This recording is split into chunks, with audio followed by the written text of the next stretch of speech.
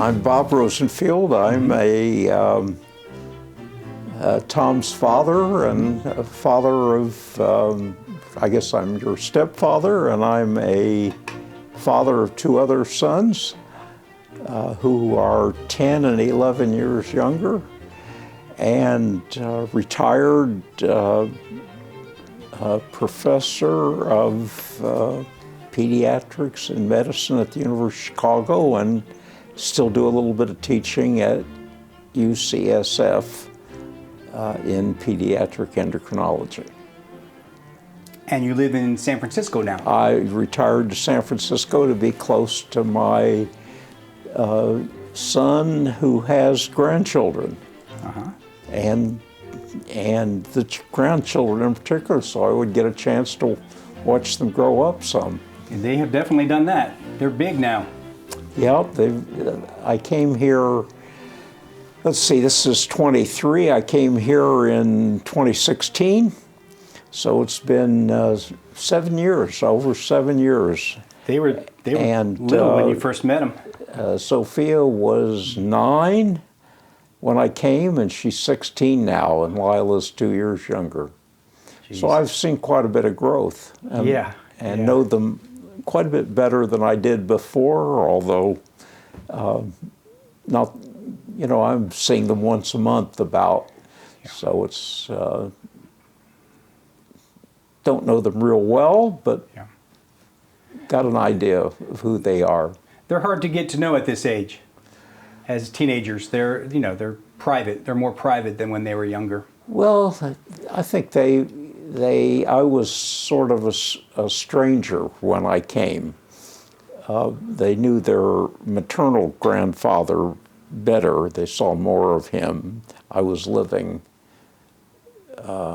anyway, they saw more of him than they did of me, even though, and that's because they vacationed with him and his extended family. Yeah. Vivian's and we dad. And we only your mom, their maternal grandmother, and I were commuting from Chicago to see them about once a year, I think. And so in a couple weeks at a time, when they were younger, that's all they saw us, and all they'd seen me until I moved out here. Yeah, so they would never come to visit you in Chicago, or rarely? Well, they did come to Chicago a couple of times, but it was harder for Ben and Vivian to bring the kids than it was for us to go out there. Sure. And I think we only were, I was busy with work because I retired late. I didn't retire until I was 76. And so we didn't get out here. I think we only came out once a year for a couple of weeks at a time. Okay. Did they ever come down to visit you in Monticello when you lived in downstate Illinois? They did once, and they visited us in Chicago once, maybe twice. I think. And then maybe twice, and one of those times they came down to Monticello. But Ben and Viv weren't that interested in Monticello. It's a small town, and they didn't have any connections there, whereas Ben had connections in Chicago. So they stayed in Chicago mostly. Okay. When they were in Monticello once, I remember one evening, it was the summertime, about August, and we showed, at dusk, we showed the little ones fireflies for the first time. They don't have fireflies in San Francisco. Nope. And they were fascinated by them, as they should be, anyway. That was a unique thing. I don't know whether they remember it. That's a Monticello thing for sure. Yeah. Hey, I forgot to ask you, how old are you now? You've been in, you have a birthday coming up? 88, going on 89 in about 6 weeks. So you've got a birthday coming up here. Yeah. Tell me where you were born. I know I met you in Chicago in the 70s, in 72 or 73, something 72. like that. 72. Yeah. When my mom and I moved out there, and that's when I moved to Chicago. But you weren't born in Chicago. No, I was. Tell me where you're from. Where you I was born in Robinson, Illinois, which is a small town in the middle of nowhere, in the middle of Illinois. We were about 200 miles from everywhere, every big city. Chicago, Indianapolis, St. Louis were all about equidistant. And so it was a pretty provincial upbringing. And I'd say, we were one of 5 Jewish families in a town of 5,000 people. The town was a county seat, and my parents had moved there to open a store during the Great Depression. What kind of store? They'd moved there in about 1932. It was a clothing store? Clothing store, ladies ready-to-wear clothing. And so it was very peculiar in a way. It was the town was a nice town in many ways, and I was brought up on Midwestern values. But my parents were an odd couple. They were trying to maintain a kosher Jewish home in the middle of Protestant country. And they had kosher food shipped in every couple weeks, frozen, well, no, not every couple weeks, probably every month. So the frozen meat doesn't taste that good when you thaw it. So they flew in kosher meat. And did they fly that in from New York or something, or? No, they imported it from Indianapolis or St. Louis or Chicago, various places. It would come in on the bus frozen. It was a kosher household. Kosher household, but they couldn't be. It was too much to be totally kosher. So on the weekends we would eat out once at a local restaurant, and of course that wasn't kosher. No. But that's where I got a taste for non-kosher food, particularly a good cut of beef. And I knew by the time I was old enough to think about these things that I wasn't going to be a kosher person growing up. And the other thing about religion, well, they were as religious as they could be. They taught the local Sunday school. The parents of these few Jewish families taught Sunday school. And so that was my religious upbringing, was really Bible stories. But these are sort of fairy tale things, and I had no deep understanding of the Bible. On the other hand, my father, back in Russia, well, actually it was the Ukraine, but it was part of Russia at that time. My father had been, his only education was biblical, the yeshiva. As a child, he studied the Bible. That was all a Jewish peasant could do. Really? And when he came to this country right after World War I, he had to learn English, and he was obviously a bright man because he graduated from Central YMCA in Chicago, graduated high school. Anyway, that's beside the point. But no, it's not. but in Robinson, for the Jewish high holidays, which is the Jewish New Year, Rosh Hashanah, and the Day of Atonement, Yom Kippur, our family would go either to visit my grandparents in Chicago or to Vincennes, Indiana, or Terre Haute, Indiana, where there were synagogues, larger groups of Jewish people. And I particularly remember Vincennes, Indiana, where we would go to a B&B kind of place. We didn't call it that in those days, but anyway, and we wouldn't eat on Yom Kippur, but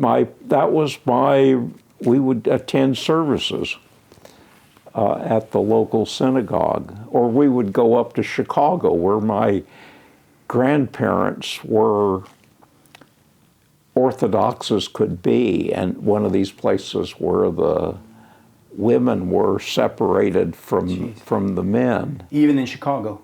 In Chicago. Yeah. And we couldn't play on the holidays. You were supposed to be reverent and sit and do nothing. Couldn't play the radio. Oh my gosh. You could hardly. So they were pretty orthodox. I mean, it sounds like they were pretty strict. They were pretty orthodox. Yeah. My parents considered themselves conservative. Okay. But I was never a religious person, although I thought about it plenty. But when you were 13, I had a sabbatical, and I went to Israel. Took the whole, the whole family. We decamped to Israel for a year.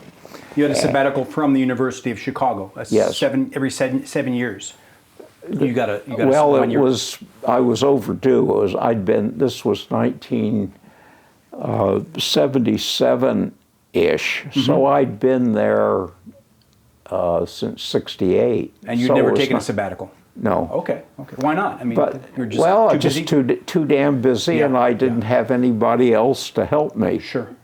Until then. Yeah. And finally got an associate. So we went on sabbatical to Israel. It was a scientific, had to be a scientific justification for it.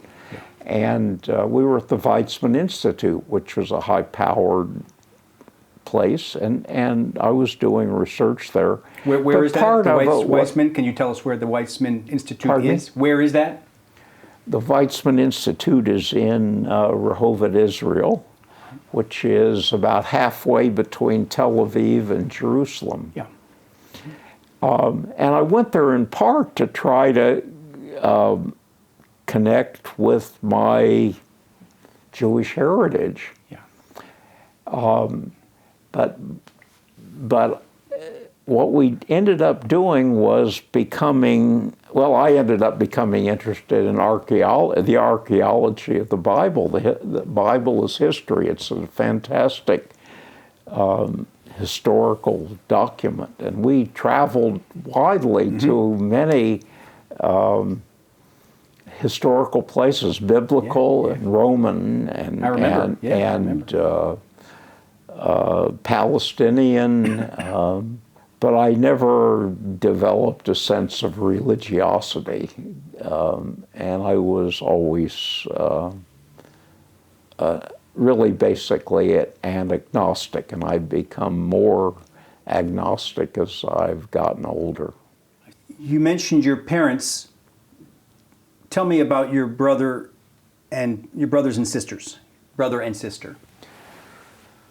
Well, Marcia is 3 years younger, and David is 10 years younger. Okay. And I was never really very close to Marcia. I think we had a certain rivalry. I remember once when she was about, I don't know.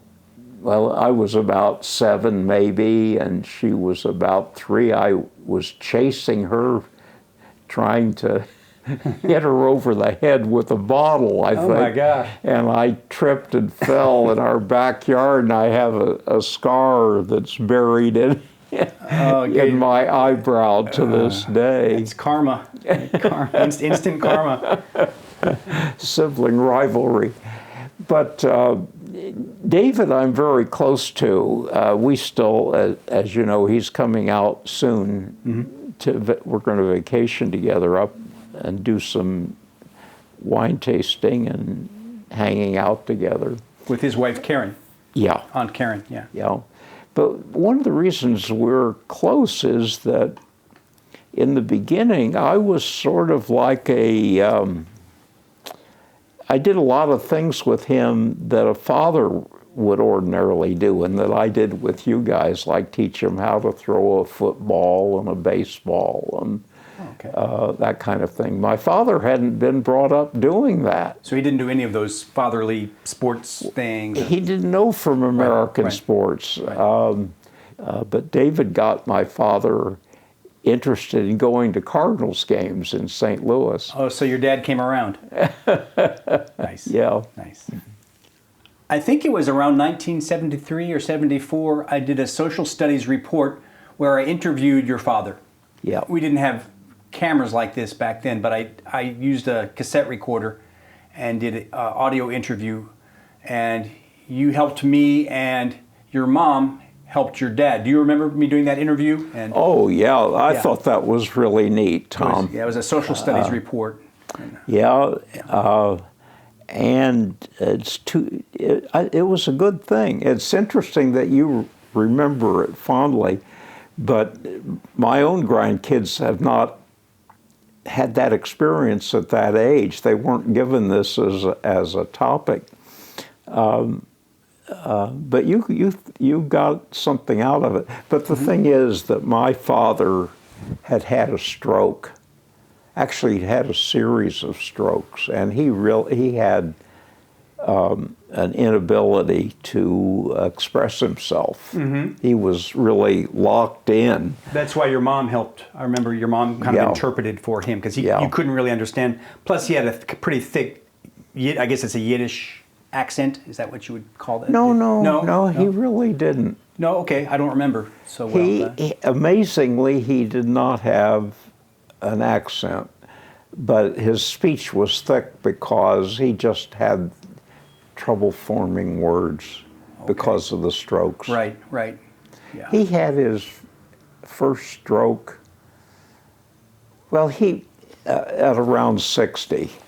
And it was unfortunate. But I'll tell you, when I got to be 60, I was wondering whether I was going to have one too. And it was a bit of a worry. But anyway, he didn't have the benefit of knowledge about diet and exercise that we have these days. No.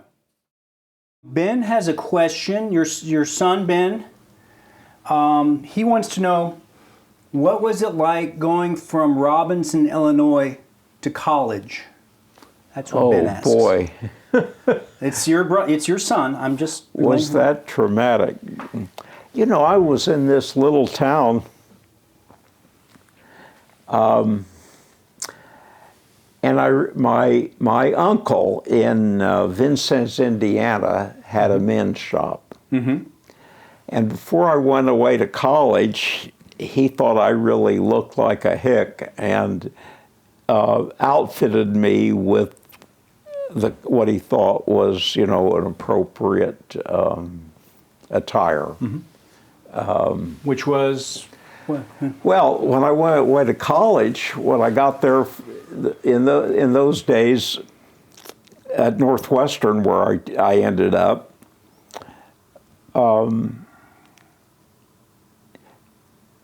Rush Week was the first thing before we even started class. And I went through Rush Week wearing, well, I don't remember exactly, but I remember I had blue suede shoes and a red tie. Wow. And for some reason, I got taken by the a good Jewish fraternity, and which was all I rushed. And I was known as my nickname was Agricola, the farmer. Is that Yiddish? No, it's Latin. Oh, okay. Latin for farmer. Blue suede shoes were Elvis Presley type of thing. Right. And that was already out on the Northwestern College campus. So you thought you were coming in hot, but that trend had already passed.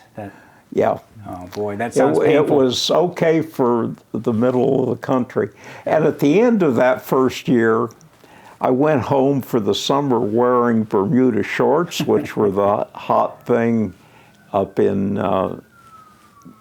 preppy world.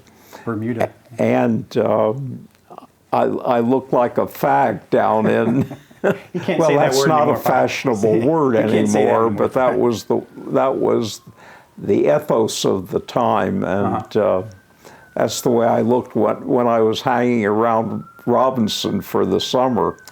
It was a difficult adjustment for me to go from a small town to Northwestern.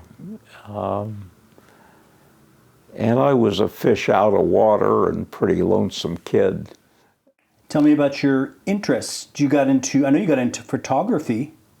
That was an early interest. Did you develop that before you went to college? Yeah, when I was a Boy Scout, not a very good one. I never got past second class.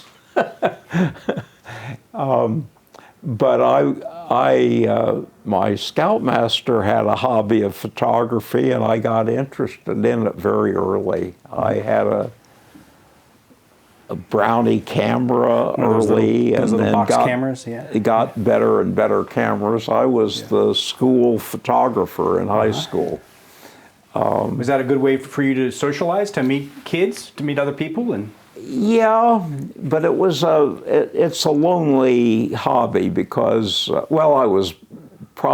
my dad changed the coal cellar to a dark room because the technology had come that he didn't need a coal bin anymore. He did that for you, or because he liked photography also, or? No. That was for I wanted it to have a dark room. Oh, okay. And it turns out that the coal burning technology was being supplanted by gas, by a gas furnace, like Ben has in his home now. Right. And so he was able to convert the coal bin to a dark room. Okay. And being in a dark room is very isolating. Yeah. So, this is long before digital photography. So photography isn't so isolating now because you can work on your computer when you want. It's all digital. Yeah, there's no developing anymore. It's developed but in as soon those as you take a days, picture. we had developer and a rinse and hypo and fixer. 3 or 4 solutions that you had to dip the photos through. It was very smelly too. The chemicals smelled and chemical smell. So you wouldn't have friends over. That was just you in the dark room. Yeah. Yeah. So the photography part sounds social. Tell me about the photography part. No, the only social part was taking the pictures and showing them afterwards. That's what I mean. So did the local kids, even though they made fun of you, did they like your photography skills? Well, they liked the photography skills, and there are some pictures that I probably haven't destroyed yet that I should have. Oh, wow. That I got interested in girls and was taking some glamour shots of the high school beauties, and I sold some of them to them and to them. I wasn't peddling pornography or anything, but I was. No, you took glamour shots and sold them to the girls you were taking the pictures of. Okay. Right. Well, that sounds like that would get you some popularity points. Yeah, well, that was about the only good thing. I wasn't a popular kid. there or in college. By the time I finished, back to the fraternity, by the time I finished the fraternity years, I became known as a scholar within the fraternity. I was a studious kid. And at this point, Northwestern University, in spite of having a good reputation and being then as now sort of the Ivy League college of the Midwest, was mostly a party school, and I was out of touch with that. I'd never drunk beer until I went away to college, and the first weeks during rush week and that kind of stuff, there was a lot of drinking. Boy, I couldn't handle it. I'm a small town boy. Yeah, and I really can't handle it to this day. You know, when I drink, I get just a little bit high and dizzy a little bit, and then I'm ready to go to sleep. Kind of a lightweight. Yeah. That's never changed.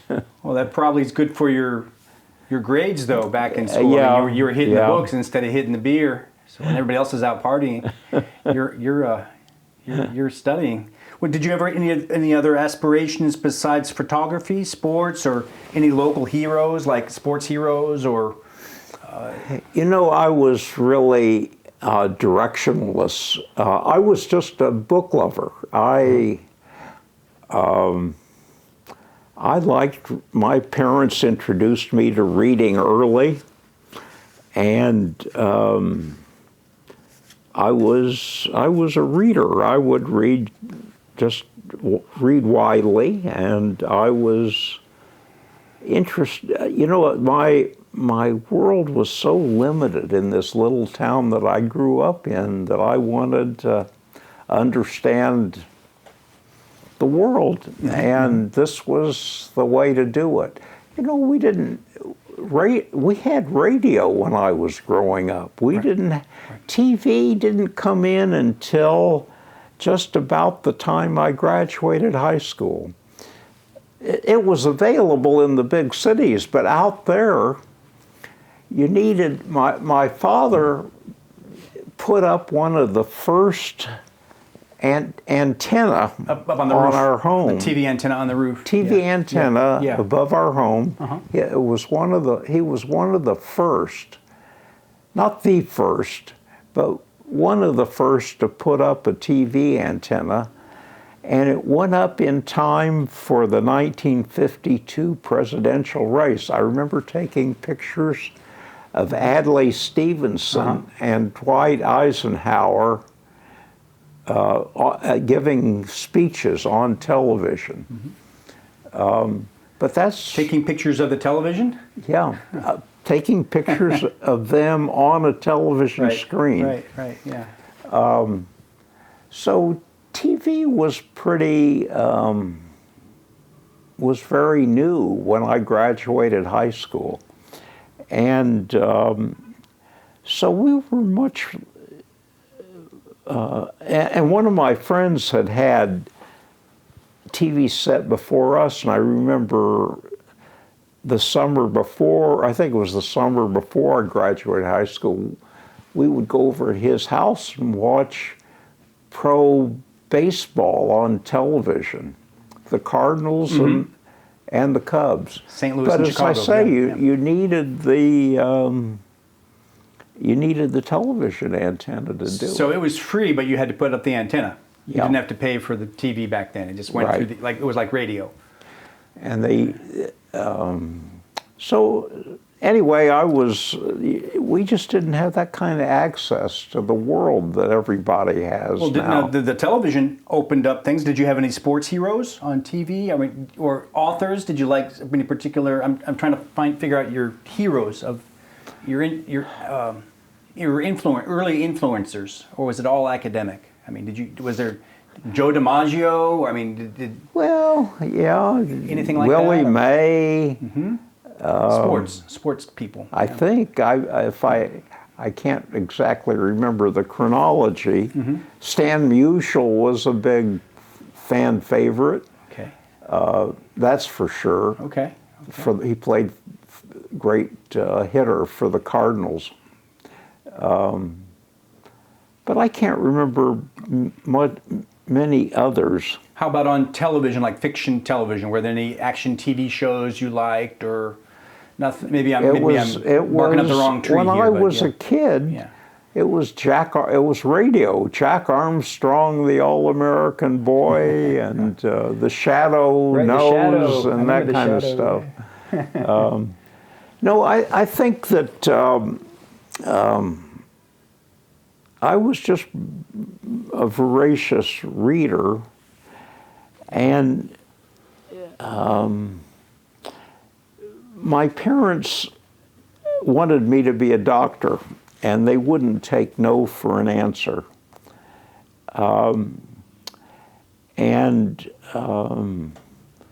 I actually was accepted to Northwestern in the engineering school. In engineering, not in medicine? I was accepted in engineering. I didn't know that. And my parents insisted that I take pre-med. Both of them? So I switched to liberal arts to take the pre-med courses. Mm-hmm.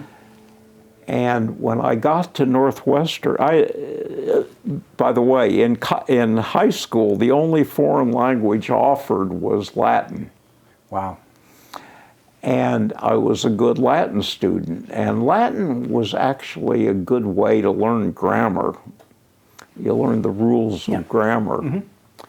Subject, what's the subject of a sentence, and the verb and the object. Mm-hmm. And that translated to good English grammar skills. Not good English writing skills, but grammar skills. Sure. And when I got to Northwestern, we all took an English proficiency test before classes started, and I proficiency'd out of freshman English. Even though I was from this remote school. What does that mean? You proficiency'd out? Freshman English was a requirement, mm-hmm. but I was allowed to take sophomore English instead of freshman English. And sophomore English was taught by a man named Bergen Evans, who was an early television star talking about literature, of all things. Mm-hmm. Anyway, I took his English Lit course, a survey. It wasn't English Lit, it was an introduction to world literature. Okay. I took his course. It was taught to an auditorium of 600 students. At Northwestern? At Northwestern. Weird. And it was a sophomore level course that I was taking as a freshman. So you jumped up? Yeah. You weren't even with your classmates anymore. You were up Pardon me? You weren't even up with your classmates anymore. You jumped up a year. Yes, in that class. Right. So it was a lecture course to 600 people. Mm-hmm. And I was so taken with that I became an English literature major. And the only way I could do that was after I read that the medical school entrance requirements only required a certain amount of science. I had to have like 2 years of chemistry courses, 1 year of biology courses, 1 year of physics, something like that. Yeah. And I took the minimum amount of science courses and the maximum amount of literature that I could. It sounds like your interests were there, but your parents really were pushing medicine on you. Oh, yeah. Why were they were concerned about money or why were they? Why wouldn't they let you follow your interests more than, it sounds like you really got kind of shoved into medicine. Was that your mom more than your dad? This has to do partly with being Jewish, because they value education. Sure. If I'd been born 100 years earlier, they would have wanted me to be a rabbi, because that was what the education you could I see. That was a mark of an educated man. A rabbi. But also, it was a mark of prestige, and a doctor became the substitute for that. So I really resented being coerced that way, but I was a reluctantly dutiful son, but I started to become very aware that my parents were living their lives through me. They had not had more than a high school education, and they wanted me to fulfill their dreams of rising in society, so to speak. Not your sister, though, just you?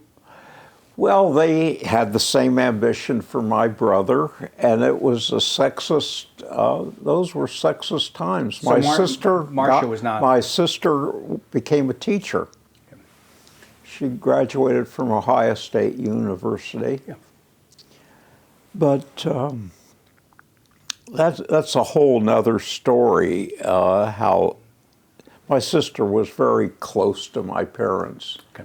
I kept telling her that she should get away from them, but she was tied to them in many respects, and I wasn't. And that was this coercion that I felt was the beginning of my estrangement from my parents. Part of their concern was economic. I thought and so. I had the same kind of concerns about you when you wanted to become a drummer. Uh-huh. Who can make a living as a drummer? I mean, but you didn't force me into doing something. Well, I didn't want to I had decided philosophically that from my own experiences that I was not going to coerce my kids. And so, for better or for worse, I didn't coerce my kids. You were one of 5 Jewish families? One of 5, yeah. Was that acceptable then? I mean, did they know about? But they knew I was Jewish, and it wasn't really a problem. I was a very shy kid, and I was shy through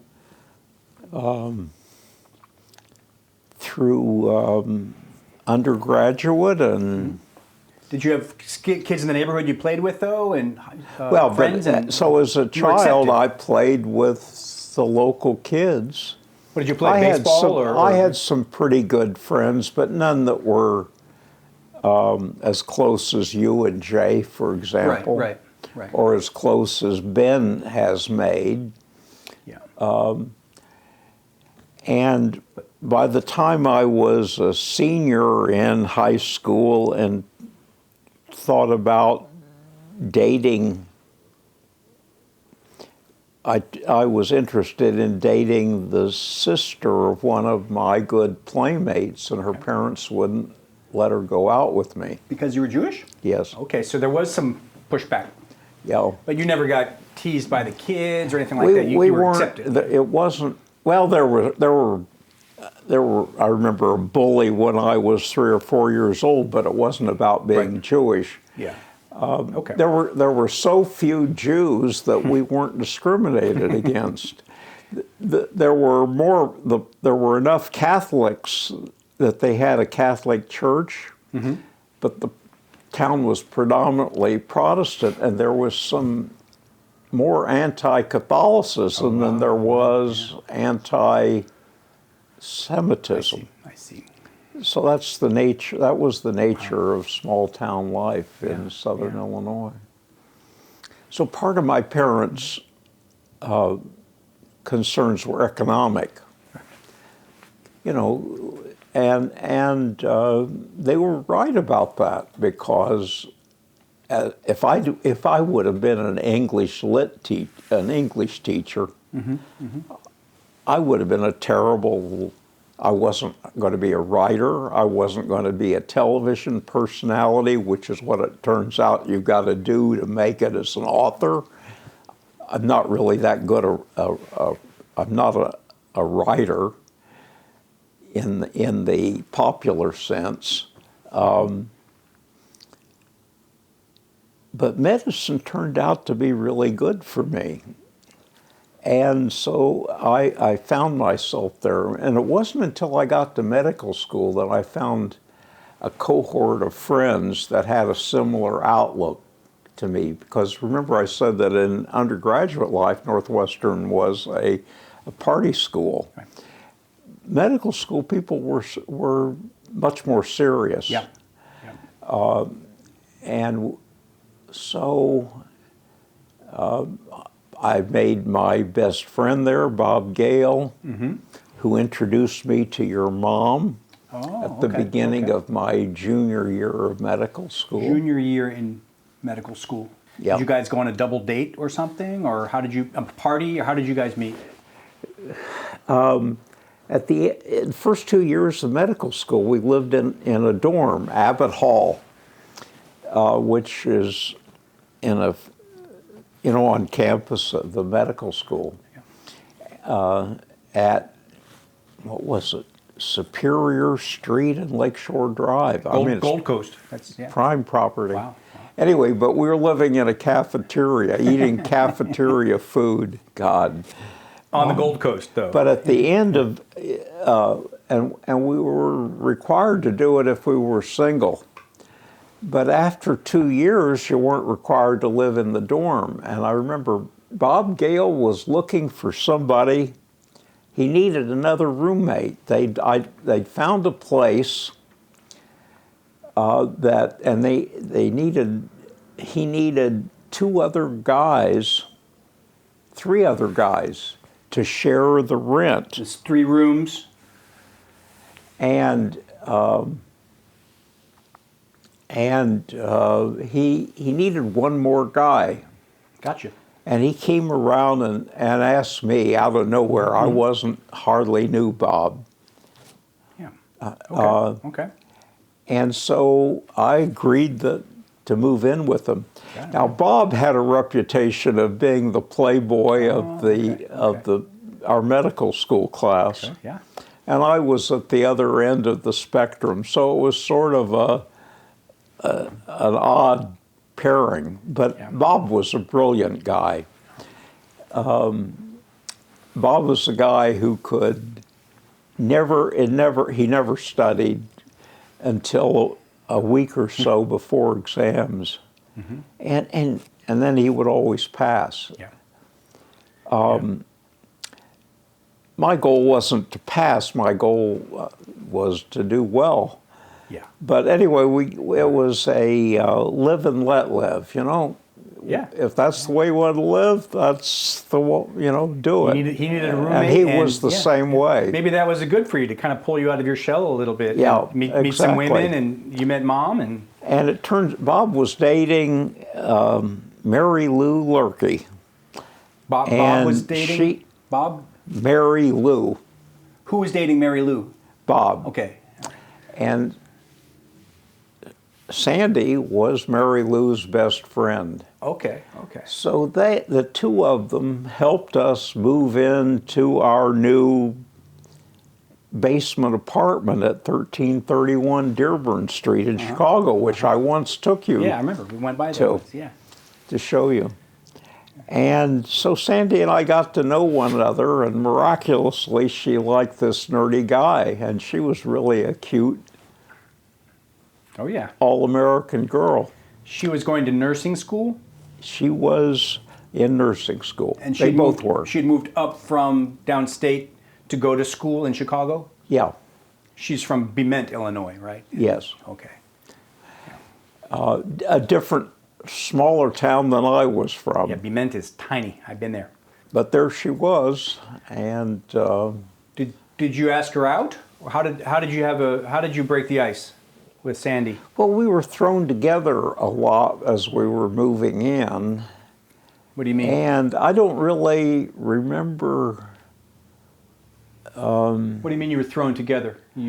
I don't really remember a lot, except that we clicked. I do remember taking her to Lincoln Park one evening. That's just the two of us, and some heavy kissing. Oh, okay, it got romantic. After dark, and we were together after that. Yeah, yeah. You had a pizza date too, didn't you? I think I remember you going to Uno's. We loved Pizzeria Uno and Pizzeria Duo, which were walking distance from us. Good pizza, the best. Yeah. Did we carve our names in the tables there? I don't know. Oh, that's right. Uno's was everybody carved their initials in the walls or the tables. I mean, the whole place was people's initials, but it had the best deep dish pizza in the city. But that it's probably still there. I ended up. What you remember hearing about Pizzeria Uno was that many years later, I ended up proposing to her at Pizzeria Uno. Oh, okay. So it wasn't a first date, but that's where you proposed. Yeah. Okay. Wow. That was a lot later. After a lot of parental interference, Tom, my parents wouldn't hear of me marrying her. So that was not what they had in mind for you. They wanted a nice Jewish girl. And I wasn't independent enough to know what I wanted to do or to go my own way. And I don't know what would have happened if your mom and I would have gotten married early right out of medical school. So I'm trying to get this straight, you were dating for a while? Dated the last 2 years of medical school. So 2 years, and then you broke it off because you weren't... Because my parents wouldn't, Okay. my mother and father both told me not to do it. They would be mortified. Wow, that's pretty heavy. Whatever that means. Even though you'd gone through medical, you were doing the medical school thing and getting good grades and doing everything they had asked, they just didn't approve of the girl you found and loved. So that's pretty harsh, I think. Yeah. So that basically, I just felt like they wanted me to pull, they were pulling one way, Sandy was pulling the other, and I didn't know what to do, and I just thought it was best to get lost. Well, Sandy probably wanted to get married. That's kind of... Sandy ended up meeting your father during those years. After you guys broke it off? I went to Philadelphia to intern. I told her I wasn't going to see her again. Your mom came out to visit me in Philadelphia. Oh, really? And it was difficult. So she was trying to change your mind. Yeah. Wow. It was a sad situation. Yeah, it sounds like she really loved you. So, yes, and I think I never forgot your mom. Yeah. And so my father, Joe Mohbat, met Sandy after you guys had broken up. He didn't come in and interfere with that or anything. Okay, this is long after. Okay, so you'd gone to Philadelphia. Sandy came out, wasn't able to change your mind, and then she went back to Chicago, or you both went back to Chicago, or how did that? She couldn't change your mind. The relationship at that time was over. I stayed in Philadelphia. What were you doing in Philly? Interning. Oh, okay, sorry. Training and then I went on I did all of my postgraduate work in Philadelphia. Okay. I was there 1 year of internship, 2 years of pediatric residency, 2 years that I owed the Army. Right. Then 3 years of endocrine training in Philadelphia. And then I went back to Chicago, to the University of Chicago, to start the program there. Did Mom come out with the intent And to by move? then, I went to Chicago to take my position, my first academic position as assistant professor at University of Chicago in 1968. Your mom then was in Washington, D.C., and I had lost track of her. But I thought of her often because I really never found another woman that satisfied I was me. going to ask you during that time that you were apart, was there there was not another significant relationship? I mean, I'm sure you dated around, but no other. I had no other a couple did another Jewish potential wife come into the picture that your mother approved of, or anything like that? Or so you pretty much just no. Yeah. I really never related to a Jewish woman. I think it's from growing up in a small town, in this small town. Even though I was Jewish, I wasn't big city Jewish, and I realize that to this day. Here, even in the towers, there were a fair number of Jewish people here. By and large, they're from New York, Los Angeles, big cities. And big city Jews had more of a religious education and were more indoctrinated. Me, I was indoctrinated with Doris Day in the movies, which was who your mom to me was as gorgeous as Doris Day, if you remember. She definitely was. Mom was a looker. Mom was definitely a looker. Yeah. I mean,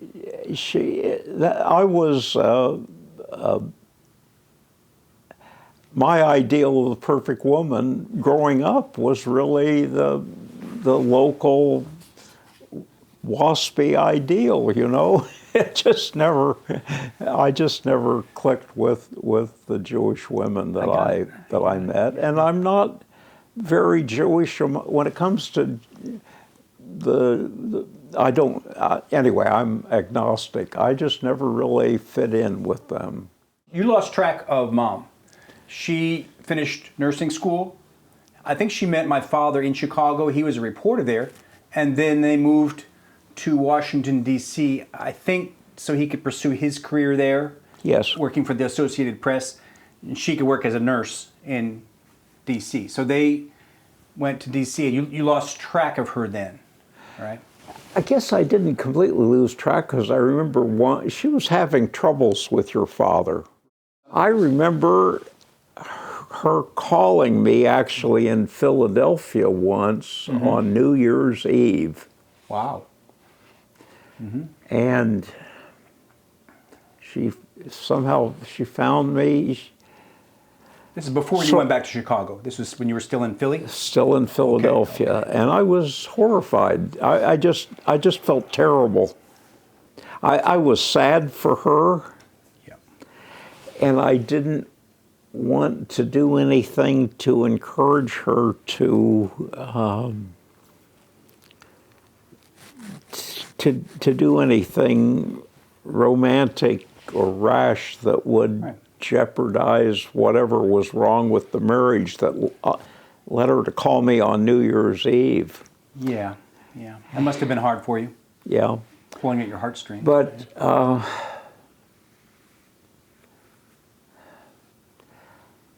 when I got back to Chicago, I had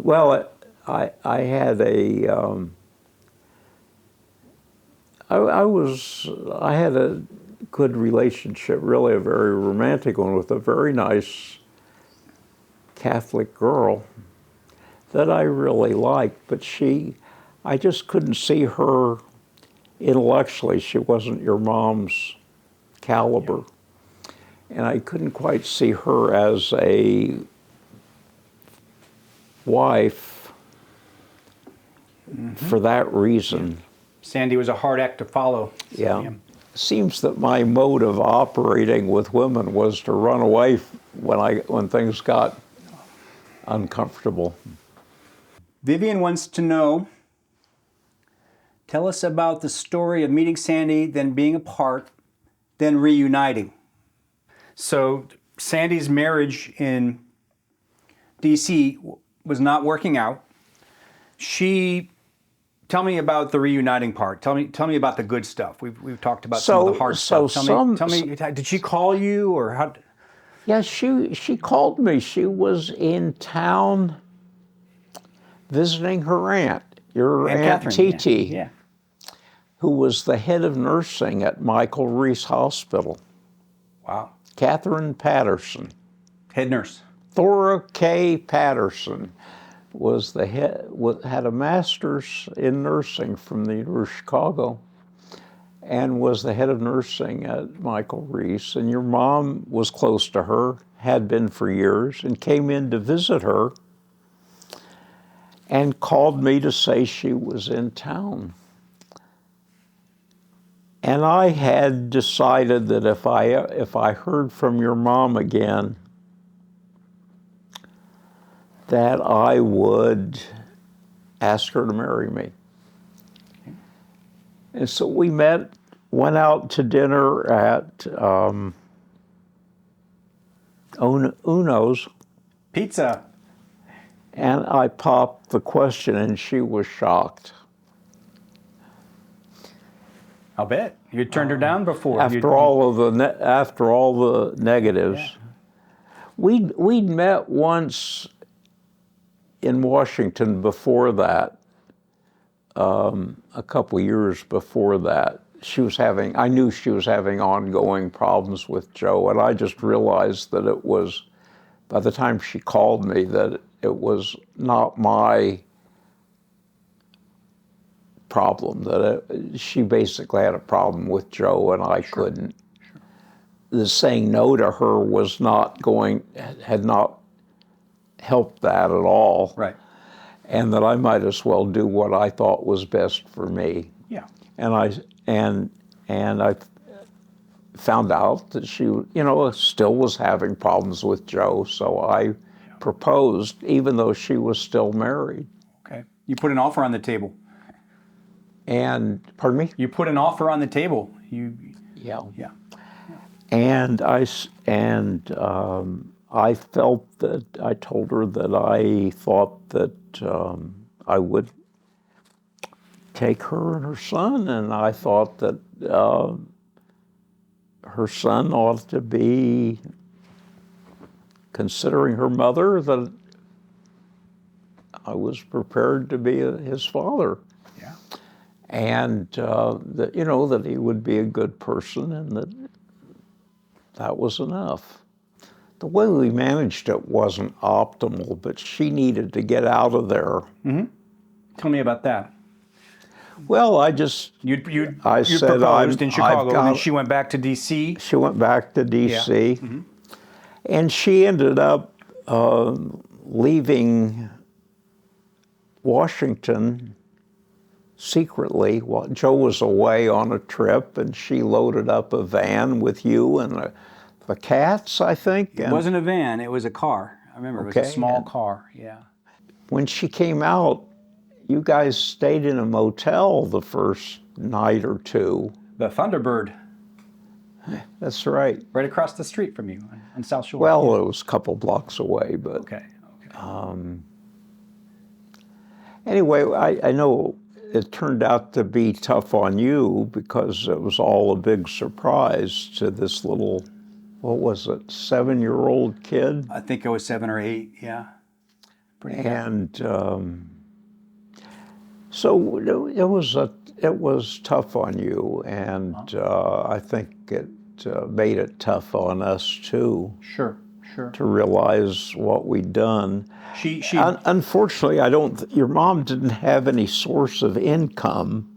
So I think the alternative would have been for her to stay with your Aunt Catherine in Chicago, but she only had a small apartment. I think I offered to take care of her. I thought I could support you guys, and it was a stupid decision. We should have really, but I don't know whether she thought that maybe Catherine wouldn't have been supportive. Maybe, I don't know. But that didn't seem to be an alternative. I mean, basically, Right. she had no means of support. Right. And Okay. you needed to be in school. Yeah, we needed a place to sleep, you know. Can't stay at the Thunderbird. Yeah, so, yeah. So it was a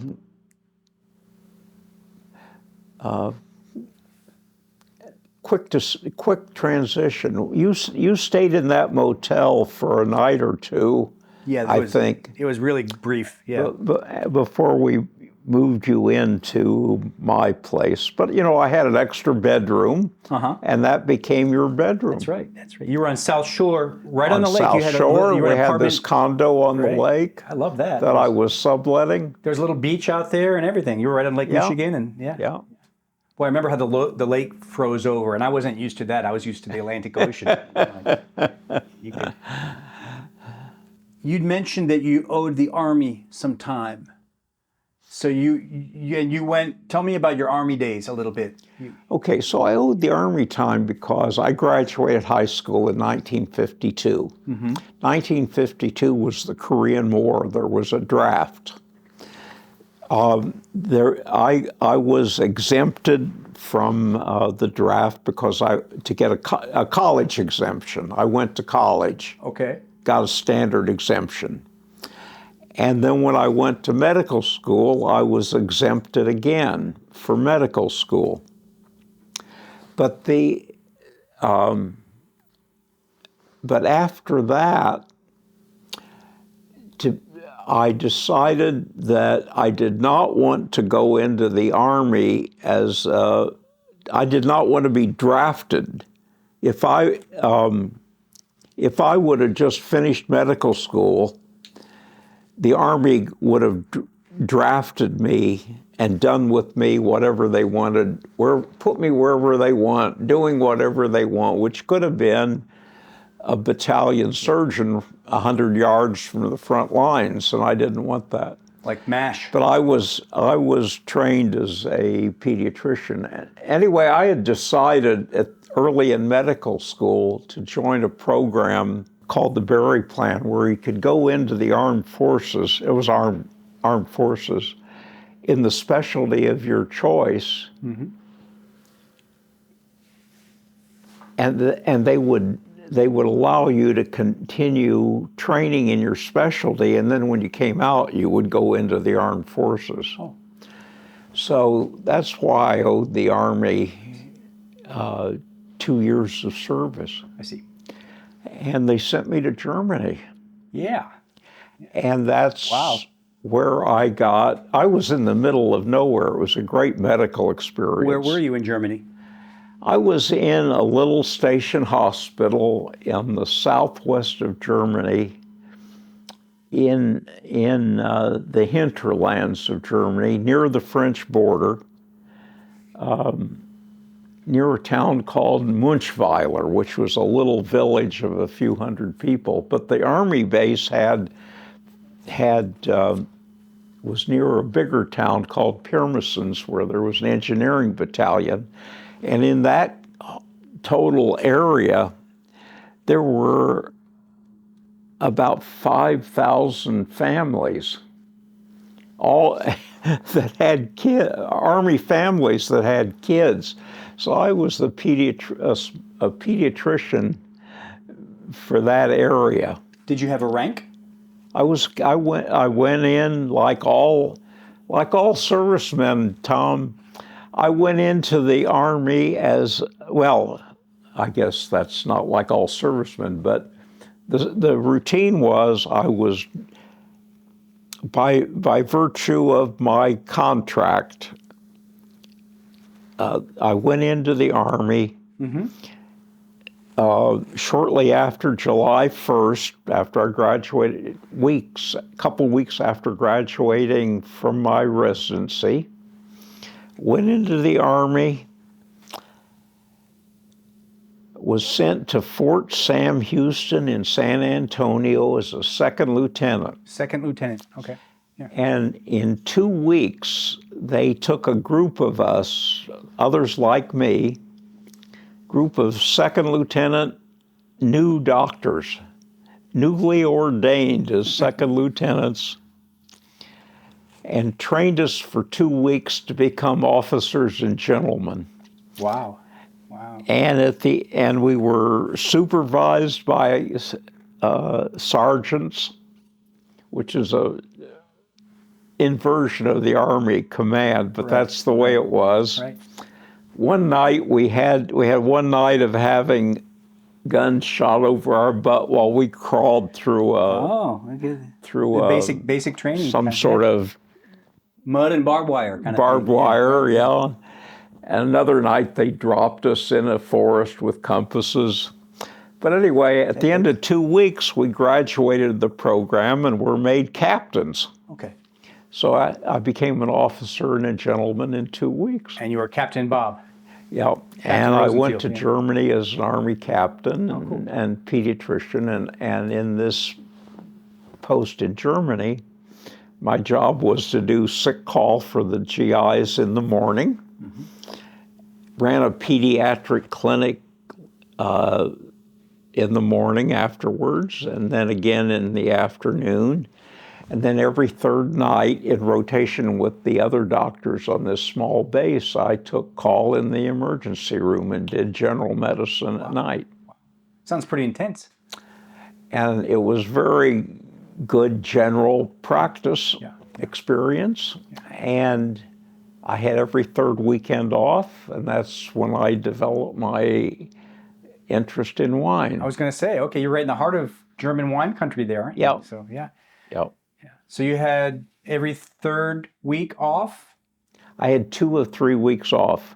Okay. 2 or 3 weekends, not weeks. Right. 2 or 3 weekends off. So quite a bit of time to explore Germany, and you're right close and to France. We were about 2 hours from Frankfurt, and the heart of the German wine country. I think the Mosel was 2.5 hours away. Paris was 8 hours one way. Munich and Bern were 8 hours the other way, driving down the Autobahn. You had a car? And I made $7,000. My salary was a royal $7,000 a year. And a month after I got there, I bought a Porsche, which cost half of that. Really? A Porsche 312. That's a coupe? That's a coupe? Was $3,500. Spent half your yearly salary on a... Well, you have your priorities straight. I'm glad to see that. It's a 2-seater Porsche. Pardon me? A coupe. It's a 2-seater. And do you remember what color it was? I didn't. It was white. It was creamy white. Hardtop. Yeah, but I had a moonroof cut into it. And who would you go with? Another doc, or who would you go by yourself? Or anybody? Well, there were. You must have had a wine buddy or somebody that liked to. 2. Actually, I hung out with an OB/GYN guy a lot. We occasionally vacationed together. Okay. And I dated. What happened? The first thing I did was, by December, I had enough money to attend Learn to Ski week in San Moritz. Wow.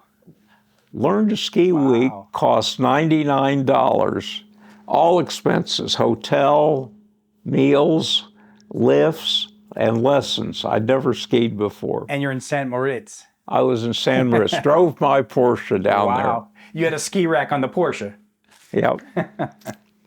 And so I did that kind of thing. I learned to skied the Swiss and Austrian Alps when I had a chance 3 times or so a year. Wow. Met some single American girls Nurses? school teachers School on teachers. vacation. Interesting. Not German And girls. I Not had German girls. eyes on one of them Okay. and got her a job at my post. Really? But she ended up falling for a younger guy. It's a bittersweet romantic life you've had there, Pa. It's like... Yeah. I was a serial monogamist. It's an interesting description. I'm surprised it was teachers. You weren't dating nurses.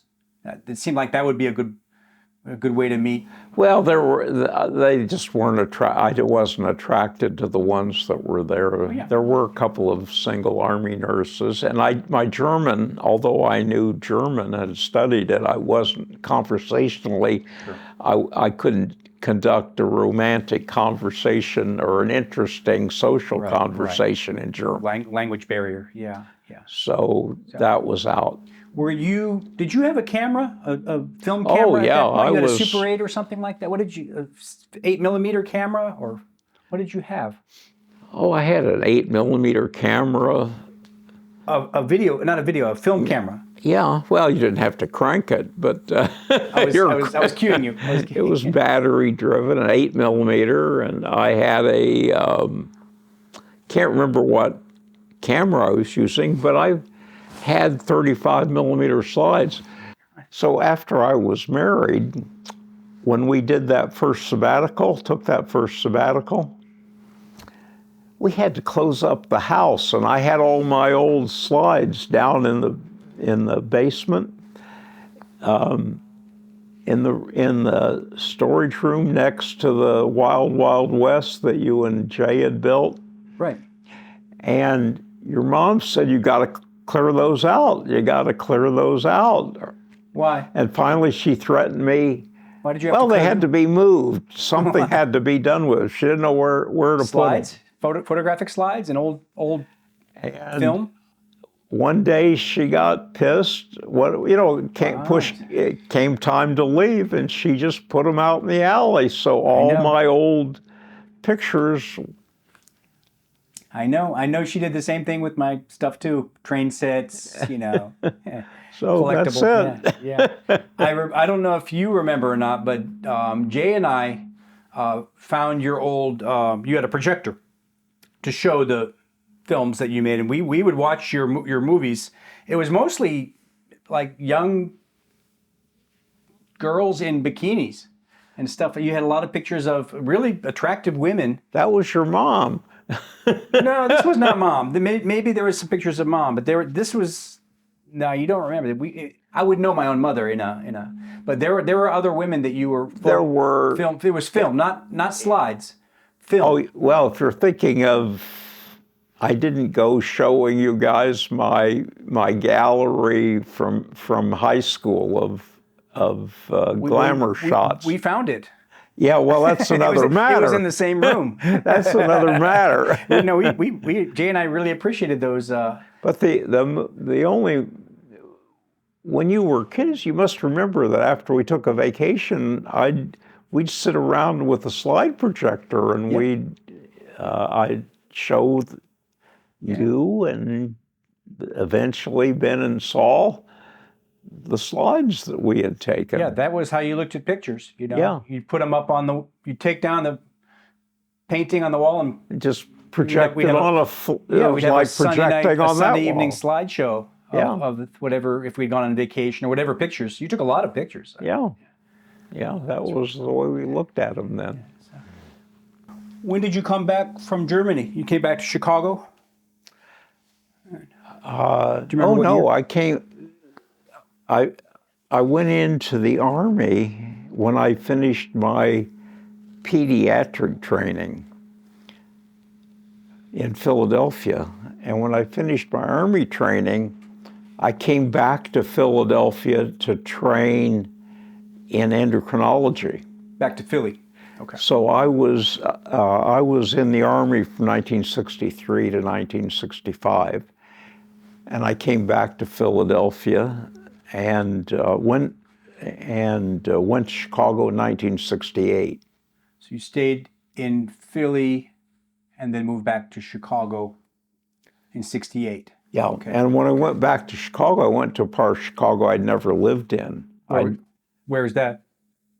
I worked in Hyde Park at the University of Chicago. Okay, so the University of Chicago. Originally lived on South Shore, Right, which right. is where I was living when I got together with you and your mom. Right. And then because the schools in that South Shore neighborhood were so terrible, Yeah, I remember. They were, rough. we moved to Hyde Park. I bought this house Yeah. that you grew up in. Yeah. It must have been hard raising me. I mean, a troubled kid from a broken family. So thank you for taking good care of me. And You're welcome. I always felt loved and it was never abused or anything like that. And you really looked out for me. You showed me some skills that my dad didn't.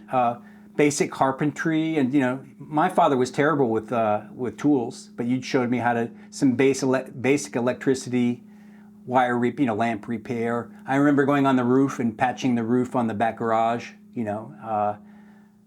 So those are some skills that I needed. Ben picked up some of those skills because they were still teaching. What was it? Shop. Yeah. In school, Right, in elementary school. Right. But they cut it out Saul's year, so Saul never got those skills. And Ben didn't get those skills that you're talking about from me like you did, because you guys had taken over my little carpentry shop and made it into a clubhouse for you. Wild West, yeah. I think we took over your tools too. Jay Hayward, our neighbor, was always really good with tools, so he kind of took over from where you left off. Yeah, well, I think that's where Jay got his picked up his carpentry skills. Was in our basement. I mean, he didn't have a shop like that. No, he spent all of his time over in my basement because we had the full run of the roost down there. You and Mom would be that was back in the days where you just go downstairs. We don't want to see you till dinner. It's either that or go outside until it's dark, and then you come back. Completely the opposite of now. Yeah. Oh, good. So Ben and Saul came along. I was an only child for 10 years, and then Ben came along. I think that would be 74. Yep. And then Saul in 75, something like that. Yep, They were exactly. really, it was right, Exactly. they were right close together. All of a sudden, you've got a full house. You've got 3 kids, a wife, a dog, and 2 cats, if I'm not mistaken. Right? Yeah, life changed. Israel, we touched on a little bit earlier. You took us to, that was 1977? We went on sabbatical to the Weizmann Institute in Rehoboth, Israel. Partly because your mom said, I cannot stand to put these little kids into snowsuits another winter. So we went to someplace warm. The Weizmann was really set up for foreign scientists, it turned out.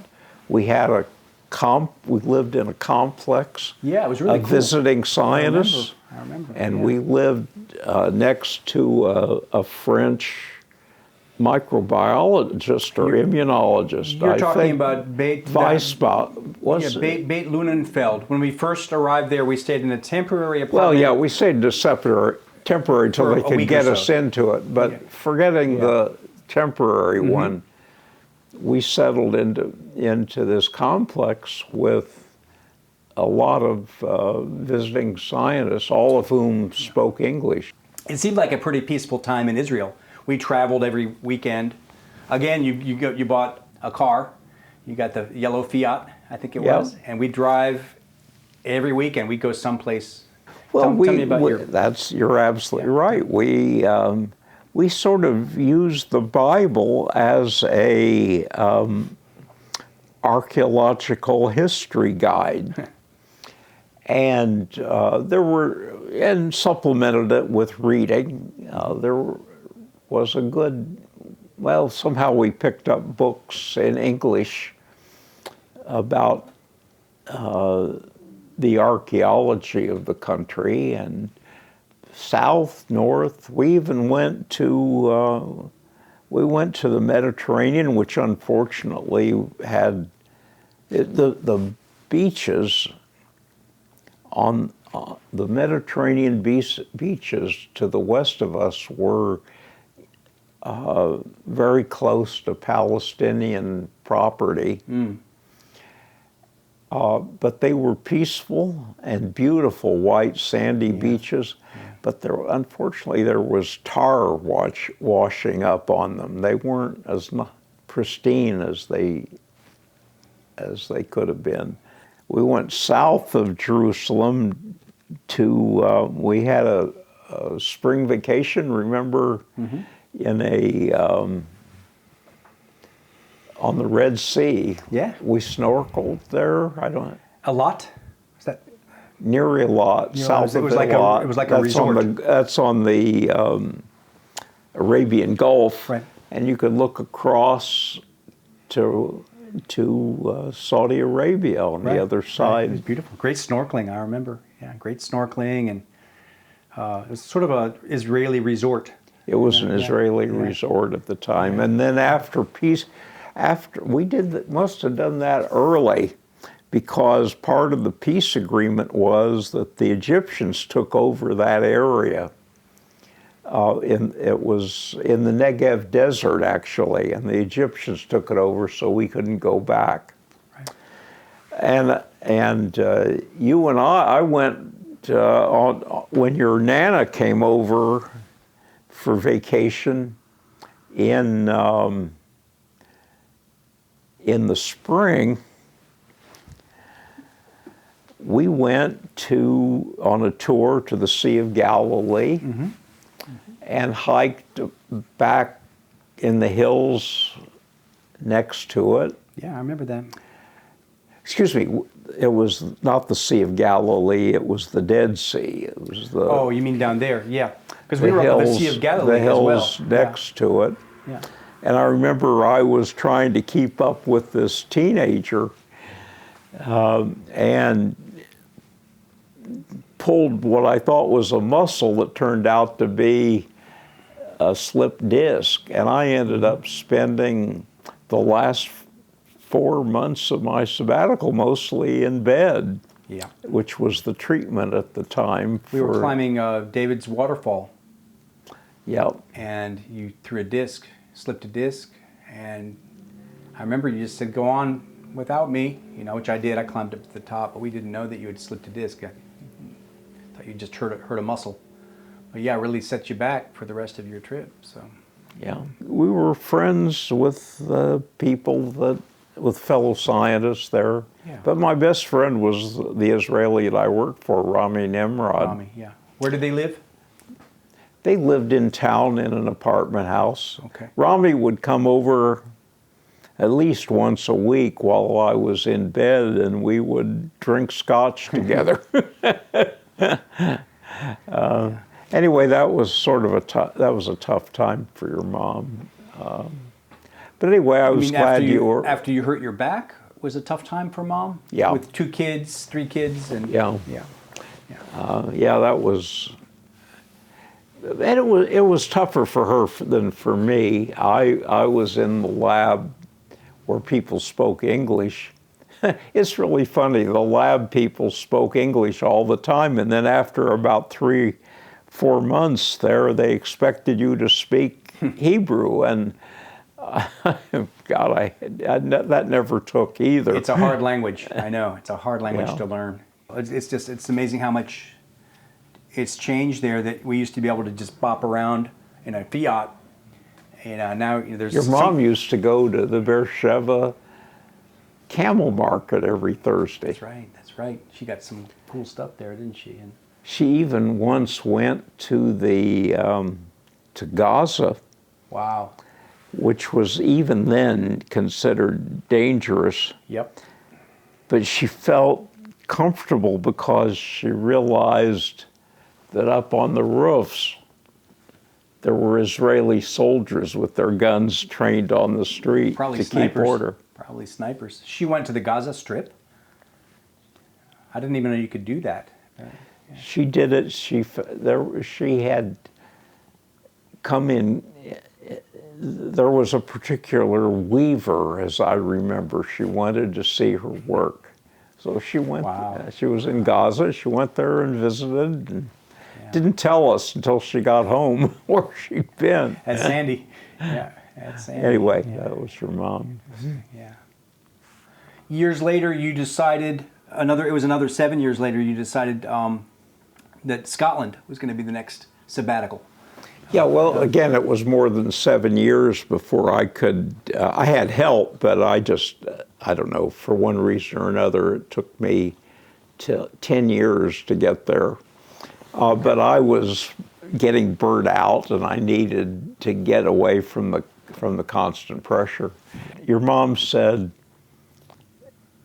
this sabbatical, we're going to go with my people. So I looked in the UK. And I looked at a place in London, and I looked at Dundee. Dundee, Scotland. And in Scotland. And when I went over for the exploratory trip, I went there in December. And on my very last day in Dundee, when I was inquiring about housing, they said, you ought to look at St. Andrews. And I remember taking a public bus to St. Andrews and going around at dusk before Christmas. It was beautiful. Snow was falling and whatnot. Anyway, we decided to go to Dundee for sabbatical and live in St. Andrews. So you and Mom went over and found that apartment together? It was a house, really. It wasn't an apartment. Well, we took the whole, we went over. It was a whole family, Ben saw her and me, and we went over and landed in Manchester. And I remember thinking, drive left. I rented a van had arranged for it, picked it up in Manchester and drove very slowly up the highway till we got to Gretna Green, near the Scottish border, stayed overnight. Next day, drove on up into Dundee, and I can't remember much about it except we were put up in a dormitory. In Dundee? A college dormitory in Dundee while we looked for a house. And we agreed we had so Ben and Saul were 12 and 13, and I can't remember the details, but we got them into school. I think must have made some pre-arrangements. We went in August. Nice time of year in Scotland. Yeah, well, damn cold, as a matter of fact. even in August, huh? Yeah. We went wearing summer clothes. I remember being chilly. But anyway, we found a place on St. Mary's that you came to visit us eventually. Yeah, I came out of New York and came to visit you and stayed with you guys for a while, and then I ventured out on my own to explore Ireland. Yeah. And then London. I went down to London. But yeah. It was a cool little house. Well, you came to visit us before Christmas. Right. We were established there. The boys were in school. I commuted every day by an old VW that I had bought, a used VW, and I commuted to Dundee to the lab every day. And everybody else was able to walk to school or to shop or whatever around St. Andrews. It was a small town. You could walk pretty much everywhere. Yeah. The Market Street or down by, I remember the harbor was really beautiful down there. By the pier, and we were, between us and downtown was an old castle. Yeah, boy. Castle ruins and... beautiful. Yeah, it was a beautiful place. We were on the edge of the city. Yeah, we were about There's a picture up there of looking down on the town. I'll show you something later. You can see the West Sands where Chariots of Fire was filmed. Right. The famous old golf course in St. It's and the over beach. in there too. The beach that Chariots of Fire was filmed on, those guys running down the beach in slow motion. Yeah. Ben used to come home from, by the end of the year, Ben would come home from school and change clothes and go out and caddy at the Royal and Ancient for a while. He was at the old course. Oh, I didn't know that. Ben was a caddy over there. Oh yeah. Boy, yeah. Happy. We took some family trips to Yeah. London for Christmas. Yeah. And then We also went to Carlisle. That's where we walked along Hadrian's Wall, Yeah. and we went to Lake Country. I think you were with us, in the unless you had. VW, in the VW, right? Anyway, we visited London. You decided to stay. I stayed on and found some work in London. Stayed there for a while. Yeah. It was really cold. I mean, Scotland is beautiful. It is really up there. It's really north and really cold. We were right on the sea, the North Sea too. So I remember. Well, I don't think it's as cold as Chicago. I don't think anything's as cold as Chicago. But maybe you didn't dress for it. I don't. Well, maybe I don't remember. Plus, it was sort of it was an old house. Well, the house was ancient. Scottish heat. Which is fine. And we had. We didn't have a washing machine, no matter what the weather. Nor a dryer. When your mom washed clothes, I think we had a washer, but not a dryer.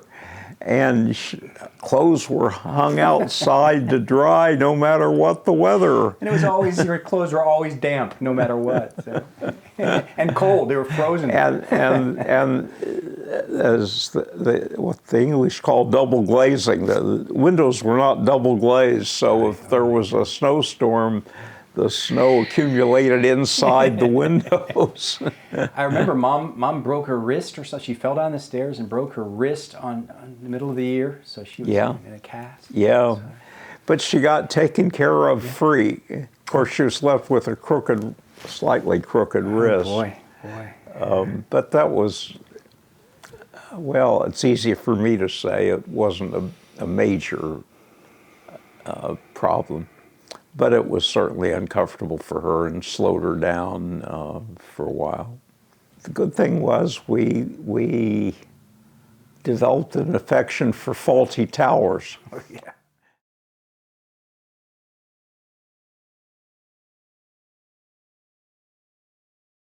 I was scared to go into medicine. I was a kid that didn't like to hurt animals. I didn't like to do dissection. I remember that I was horrified when as a kid mowing the family lawn, when I would I once ran over a frog and cut off his leg, and I was just horrified.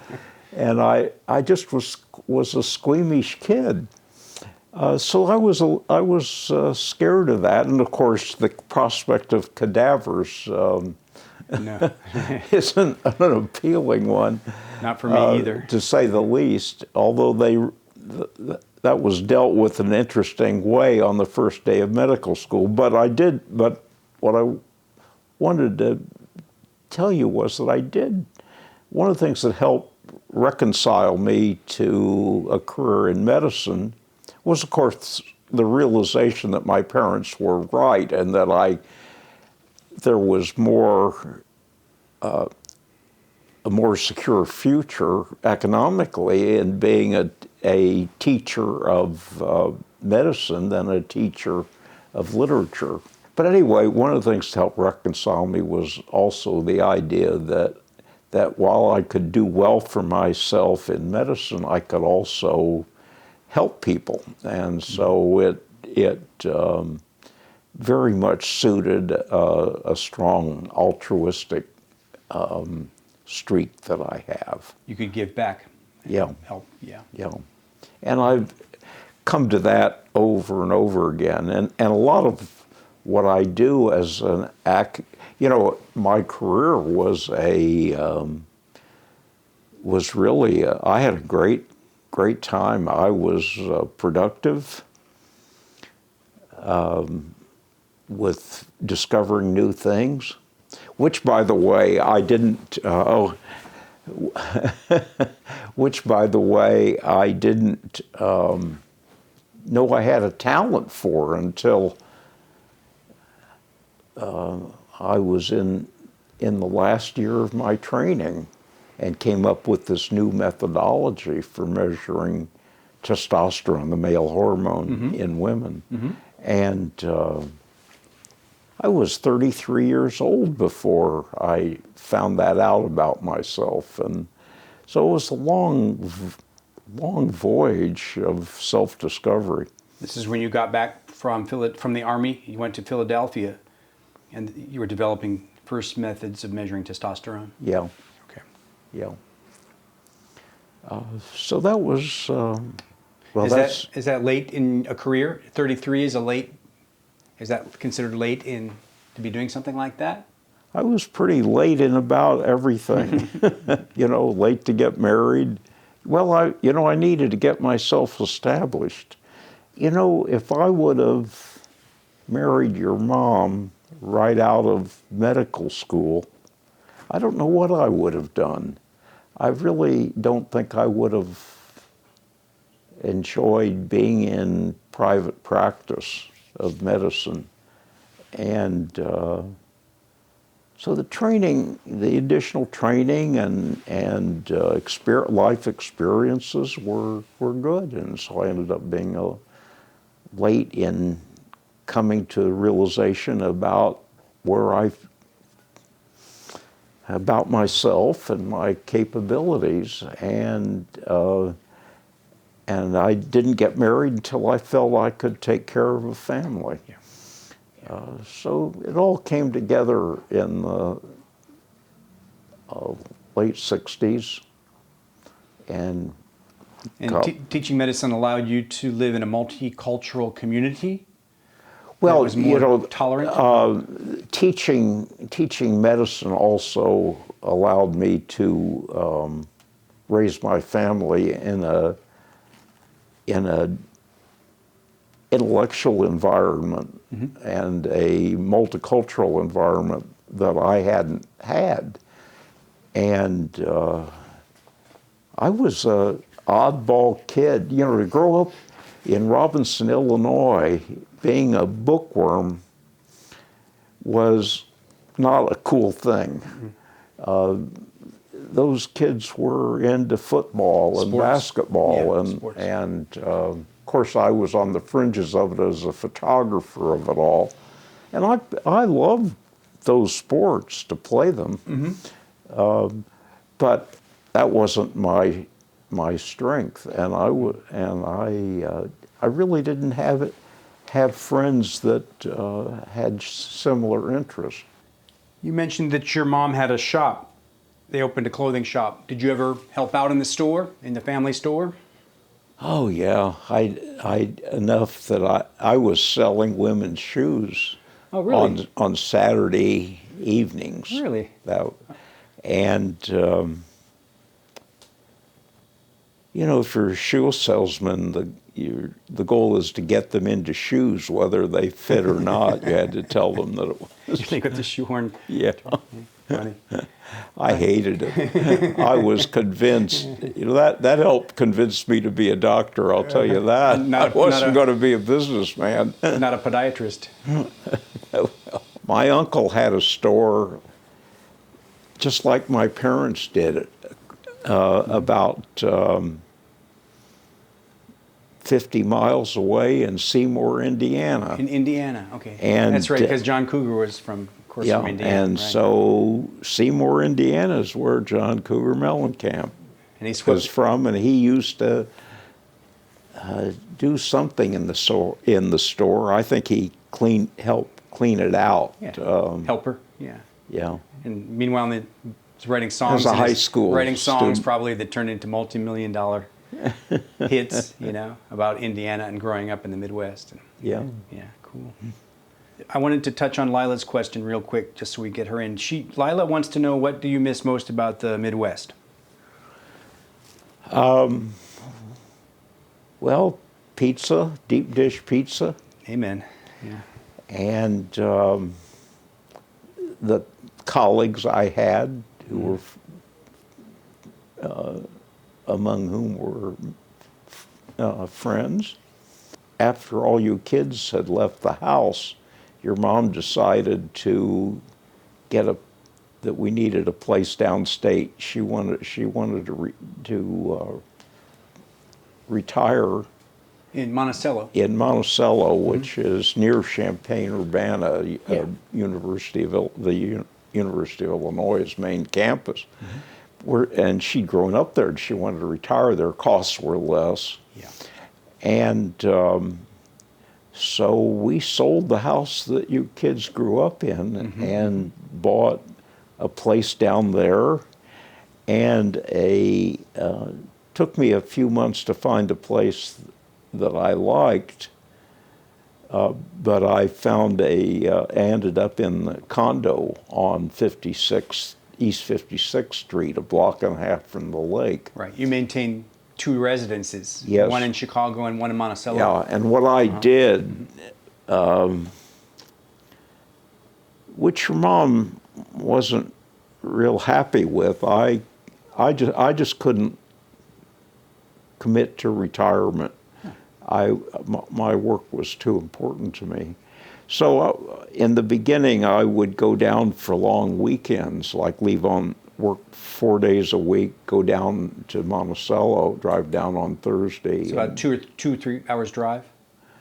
It was a 2.5 hour drive. Short drive. Yeah. And I would come back on Monday morning. So weekends in Monticello, and you'd stay in your apartment in Hyde Park. And later on, after I was about 70 years old, I would spend a week or two in Monticello at a time, and then a week or two back in Chicago. Sounds like a good arrangement. Well, yes and no. It didn't help my relationship with your mom. We sort of fell out in the last few years. About you're not retiring? That was a big part of it. Yeah. She just didn't feel supported. Oh. And she'd gotten into things that I just couldn't I just couldn't warm to being a naturalist. She took classes and became a master gardener, and then went on from that to become a master naturalist. And she was a really great gardener. The garden in Monticello, there are pictures I took. I loved what she did with the garden. Took pictures of it, but I was a disaster in the garden. Which should have you going out there pulling weeds, probably. I couldn't tell the weeds from the plants quite often. You're pulling out the wrong plants. And she said, no. I can hear her now. I can hear her now. And but there were nice things about Monticello. Actually, they had a great camera club. People were very helpful and were eager to pass on knowledge. And I learned a lot about how to work with digital images in Photoshop from them while I was in Monticello, and I haven't found anything like that in San Francisco. Really? Okay. So it was. There were a lot of nice things about it, but the Chicago place that we had was just gorgeous. It was a 35th floor northeast view over the lake. Yeah. You could see the downtown Chicago landscape, and Great view. yeah. And I've documented that. Have some favorite pictures here in the apartment. My apartment I've decorated with scenes from my past. It helps, particularly in the beginning, and even now and then I get a satisfaction about just reviewing my life. The pictures from Israel, you kids when you were young, your mom, some artistic pictures, some pictures from our UK year. Even the And rocking then chair Chicago. there, the picture behind, that was from Monticello, I think. Yeah, The this one overhead, is yeah. from made by Larry Zimmer. I remember that who was he was a Monticello local artist. Yeah. Monticello artist. I used to go to Mary Zimmer's house on my bike. I'd ride over there because she made the best Dutch apple pie in the world. And every time I visited Monticello, she made me at least one pie, and I'd go over there to get it, and I would sit down with her and have a piece of pie. The best fruit pies I ever had were at a cafe, the Brown Bag The brown bag. I in remember that, Monticello. Inga. yeah. I remember that place. Inga's Kitchen. She made the best fruit pies. Yeah. Not as good as this Mary Zimmer. Well, I'm but telling she you. was diverse. Yeah. No, I just got Dutch apple. That's all I wanted was the. I'd buy a whole pie and eat every week and nibble away at it. Anyway, those were nice Midwest memories. It was an easygoing place, but I couldn't have retired there. I would have been miserable. No. So it I sounds don't know what I would have done with your mom. Well, you made a deal with her. It sounds like to keep a place in the city so you could continue working, and she wanted to be closer to her roots, gardening and nature. Right. Monticello But it was a deal of sorts, but not. I didn't commit to retiring the way she wanted, and we just grew apart, and we had some common friends and we had some good times, but we were going our separate ways to a great extent. Mainly because of that, you didn't want to quit working. You wanted to stick with that. I think you were that too young. was You were too young. Yeah. She used to say that she would never ask me to choose retirement over work, and But she was. but she expected that I would choose retirement over work, and I really we had a lot of data that was unique, and it took and the trainees that I had accumulated a lot of data that they couldn't get to, and I ended up spending, even after I retired, I officially retired, I think in 2011, but I published papers for scientific papers for 4 more years based on data that we'd accumulated. I just felt that I had a duty to the kids who'd gone through all of this, and really to the scientific community to try to make sense out of what we had. It sounds like you did have, you had a duty. You really had a duty to do that, to finish your work. And maybe mom expected you to retire to Monticello and just not do anything like that. I'm not sure what, boom. Well, you could say I didn't have a hobby that was all-consuming, but my work was my hobby to a great extent. Although I had photography. Yeah, photography, but that's kind of a weekend, and that's not something you wanted to do 7 days a week. So I get it. Yeah. Meanwhile, all your family moved. I moved to North Carolina. Saul moved to South Korea, and Ben finished school at Brown and came right out to San Francisco. Ben was the first. Well, he worked in Boston for a year before he moved to San Francisco. Right. But then he was the first one to kind of discover San Francisco for the family. Well, no. I mean, he's the first one in the family to live here. That's what I mean. But your mom and I liked San Francisco for a long time. We came out here the mid-1970s. Your mom and I came out here, left Nana and Titi in charge of you guys back home. We came out for a meeting and took some vacation time. So we've been coming to San Francisco before you guys thought of it. And we introduced the kids, I think you too, to San Francisco as children. Yeah. Well, Ben and Saul certainly were introduced by us. Yeah, that was later. Yeah. So, yeah. Well, Ben certainly liked it. It must have made an impression on Ben. Yeah. Yeah. So you were traveling around the world with Sandy. You were one of the top docs in your field. Yeah.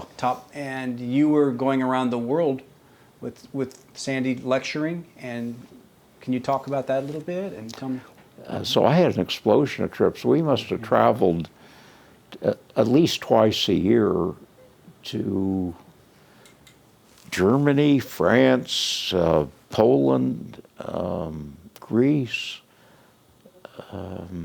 Italy. India? Eventually, actually, there was an early trip to India before that, but China, right, South Korea, Japan. Sandy was coming along on all these trips. She was into traveling. Almost always. Great, yeah. I would tack a week or two of vacation onto a business trip. And Sandy liked that. Sandy liked that. Maybe that fit in more with. Yeah, Holland. We went to Holland. One of our favorite trips. So we covered a lot of territory. Yeah, it sounds like you did. Oh, England, Ireland. Wow. Yeah, I mean Did you ever go back to Israel at all? Or? Israel too. We went back to Israel. South America, Africa. Oh yeah, went to Chile, Peru, Jeez. Argentina. Wow. I've been to Argentina on trips, speaking trips, at least twice, maybe 3 times. Chile, at least twice. Peru just once. I went on that one by myself. I didn't feel, for some reason, I didn't have the money or the time or something. Never made it to the Galapagos. Peru is the jumping off point for that. That's a trendy place that I never got to. So I'm glad you got that time with Australia. Wow. Oh, down under. Yeah. We had a great trip to Australia. I know Sandy went to Africa once, I think with some of her friends. Well, she did that on her own. So you never went to Africa together? She went with a bunch of girlfriends, a nursing group, and she had a great time. She left me with Ben and Saul. You were off doing your own thing. Yeah, I was living in New York at the time. It's great that you guys traveled and we're getting along well. And I know you had some differences about retirement, but it sounds like she was enjoying that you were doing so well. I mean, you wouldn't have traveled if you hadn't been so successful from your accomplishments. Right. You must be very proud of those accomplishments to be able to. I mean, they flew you all over and took. I mean, they took great care of you too when you were there. They didn't put you up at the Holiday Inn. I mean, they kind of rolled out. They rolled out the red carpet for you at these lectures. They really wanted to hear from you. Well, yeah, I remember I was once invited to speak in Turin, Italy, Torino. Wow. And we were put up at one of the fanciest hotels I've ever been in. I can't remember which one it was. But the day the meeting was over, we checked out and went across the street to a cheaper hotel. Well, that's how you do it. Yeah, that's how you do it. Yeah. It's great that you traveled around there. Yeah. So yeah, I was proud of what I was doing, and I was at the top of my field. Eventually, in 2008, maybe 7, I was elected to the board of the Pediatric Endocrine Society and became president of the board of the National Society of my specialty, the professional society of the people that do what I do. So I was president for a year, and so I was on the board for 3 years. It was an elected position. Wow. So I was recognized as being at the top, and then eventually, it's actually this recognition came after your mom died. I was awarded the top scientific award of the Pediatric Endocrine Society, the so-called Van Wyck Award. Wow. I've got some plaques in there. Okay. I don't know what we're going to do with them when I move on from this life, but maybe I'll take pictures of them.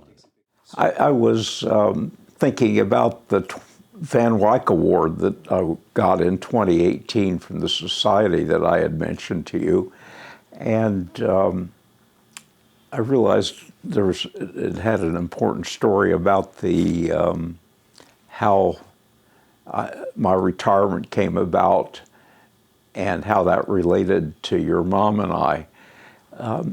As I approached the age of 65, I kept nudging my chairman to find a replacement for me. I'd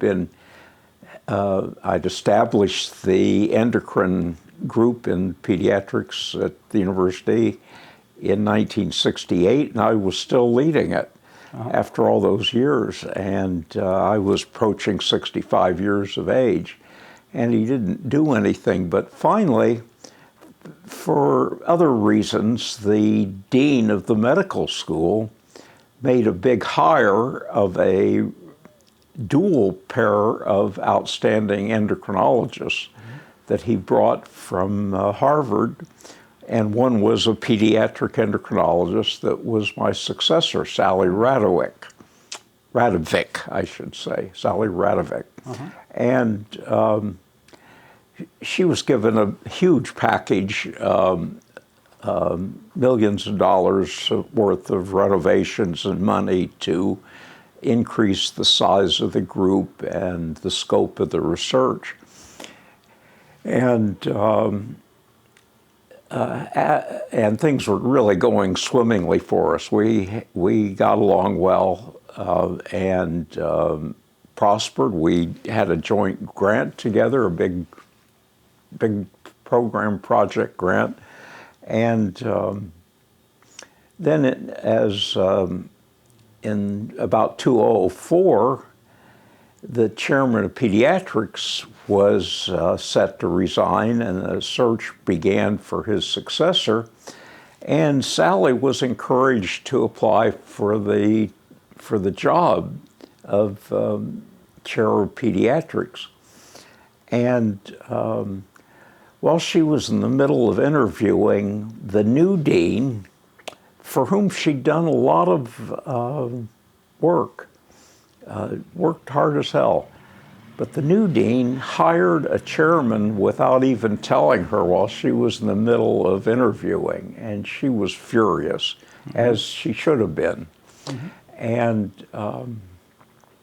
that spurred her to follow up on an offer she'd had that she'd set aside from Johns Hopkins University. And so in 2005, instead of going onward and upward to lead our group in endocrinology and possibly Department of Pediatrics, she departed for Johns Hopkins University. Well, one of the things I had told my chairman back when I asked him to recruit a replacement was, I told him I'd promised my wife I would retire at 70. Right. Well, 2005 was 71. I remember. And it put me in a very awkward position with your mom. Yeah. Because I'd promised her I would retire, and we've had this house downstate now, and I was going down there for long weekends, and yet we had a half a dozen trainees, 2 of whom were graduating and 2 more coming in, who were in various stages of their 3-year training program. And I just didn't feel I could abandon them. There was nobody else senior in the pediatric endocrine division, and they needed guidance, or they would have been screwed. Yeah, There's just no other word for it. Yeah. So that's why I hit on this plan of 2 weeks here, 2 weeks there. I agreed to come out of my semi-retirement to be training program director. It didn't require my presence all the time. And another person who was a statistician became the administrative head and that kind of thing. Mm-hmm. But anyway, I really ended up salvaging these guys' careers, but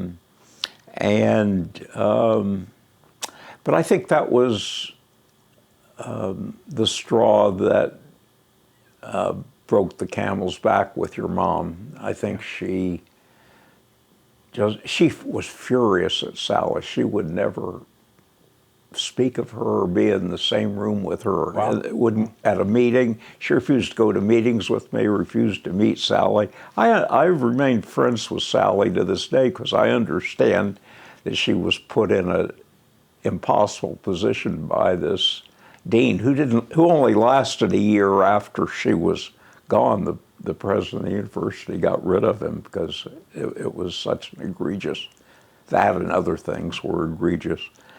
But your mom never forgave Sally, and I don't think she ever forgave me for going back to the trainees and spending half of my time in Chicago instead of spending more quality time with her. So I think that's what really made our last few years together difficult. Thinking about the Van Wyck Award that I got in 2018, that award was given both for scientific accomplishments and for devotion to training of pediatric endocrinologists. I think it was my trainees that put me up for consideration for the Van Wyck Award. Mm-hmm. In appreciation for what I'd done, and it obviously carried the day. And that's why the award was given after I'd retired a few years, the impact of that on their careers was taken into consideration. I see. For all the hot water you got into. Yeah. With Mom, yeah. Yeah. Good. And I must say that I think I made the right decision for those young people. I mean, they were like family to me in many respects. You have when you take somebody on in training, you're obligated to see them through and do the best by them. Sure. And they would have just been floundering if I hadn't done that. Yeah, I understand. Yeah, I think you did the right thing too. I'm sorry you got in trouble with Sandy, but you had to do it. Yeah, well, I didn't think I would get into that much trouble, but I think it was just too much. Yeah.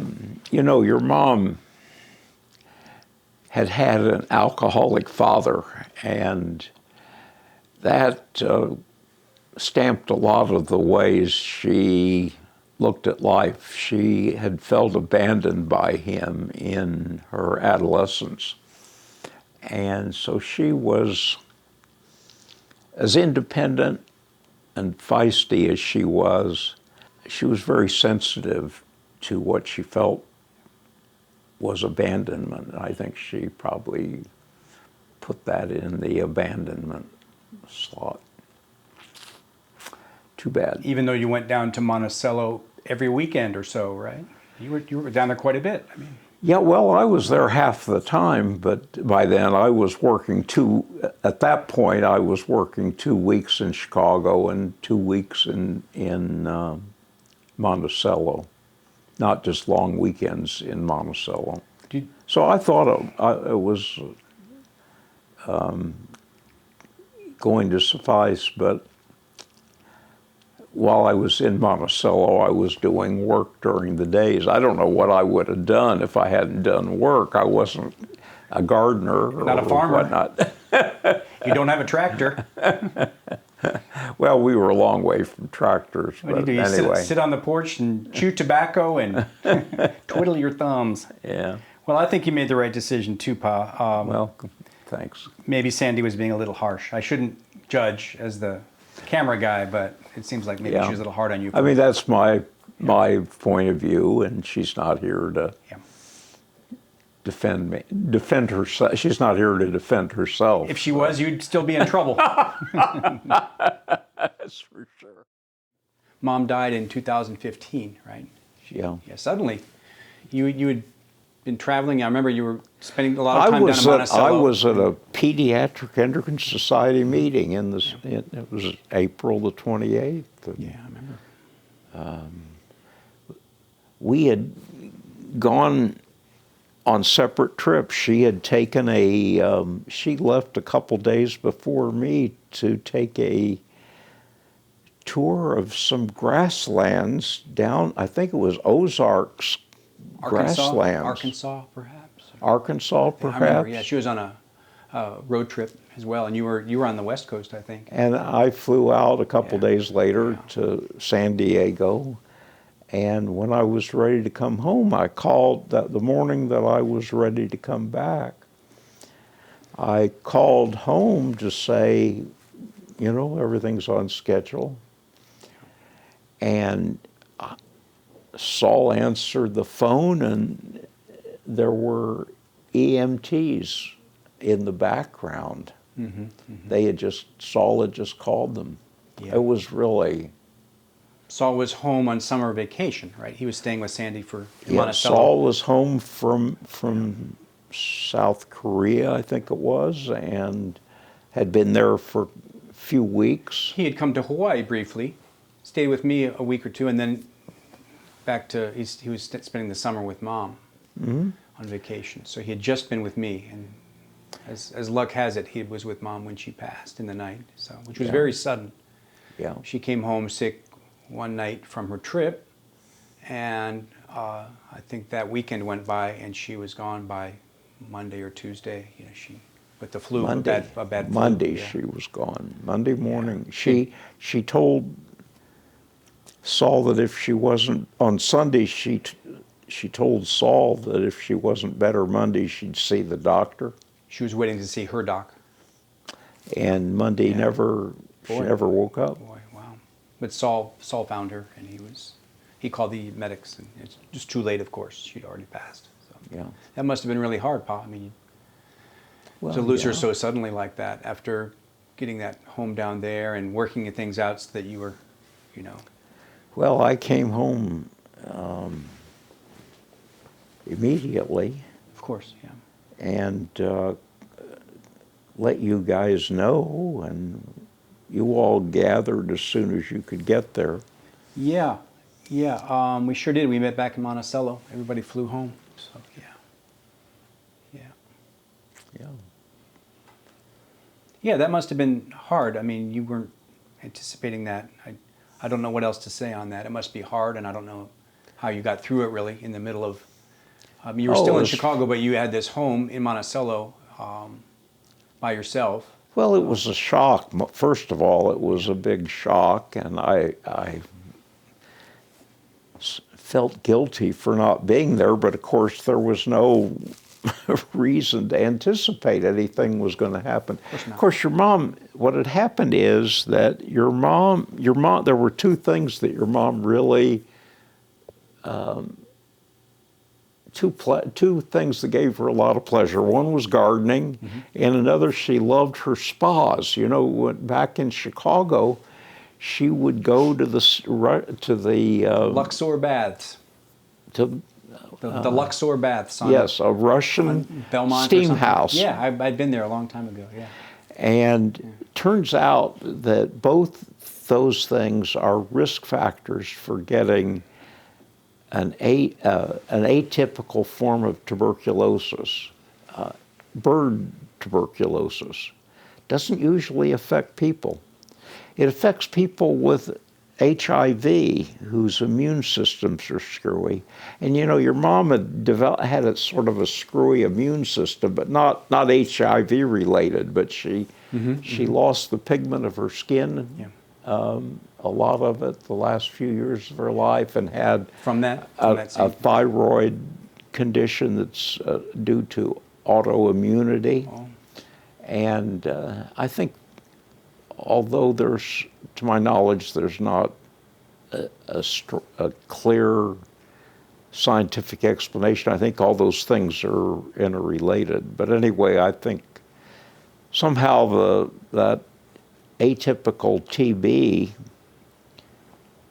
had hit her early after we moved to Monticello, about 2001, 2002. It took them 6 months to a year to diagnose it and treat it. And it left her with damaged breathing tubes. And that predisposed her to get pneumonia. And that's what eventually hit her. She got flu. Probably on that trip, she was on the highway, probably. Yeah. And she didn't recover from it the way most people do. Yeah, no, it was very sudden. I remember calling her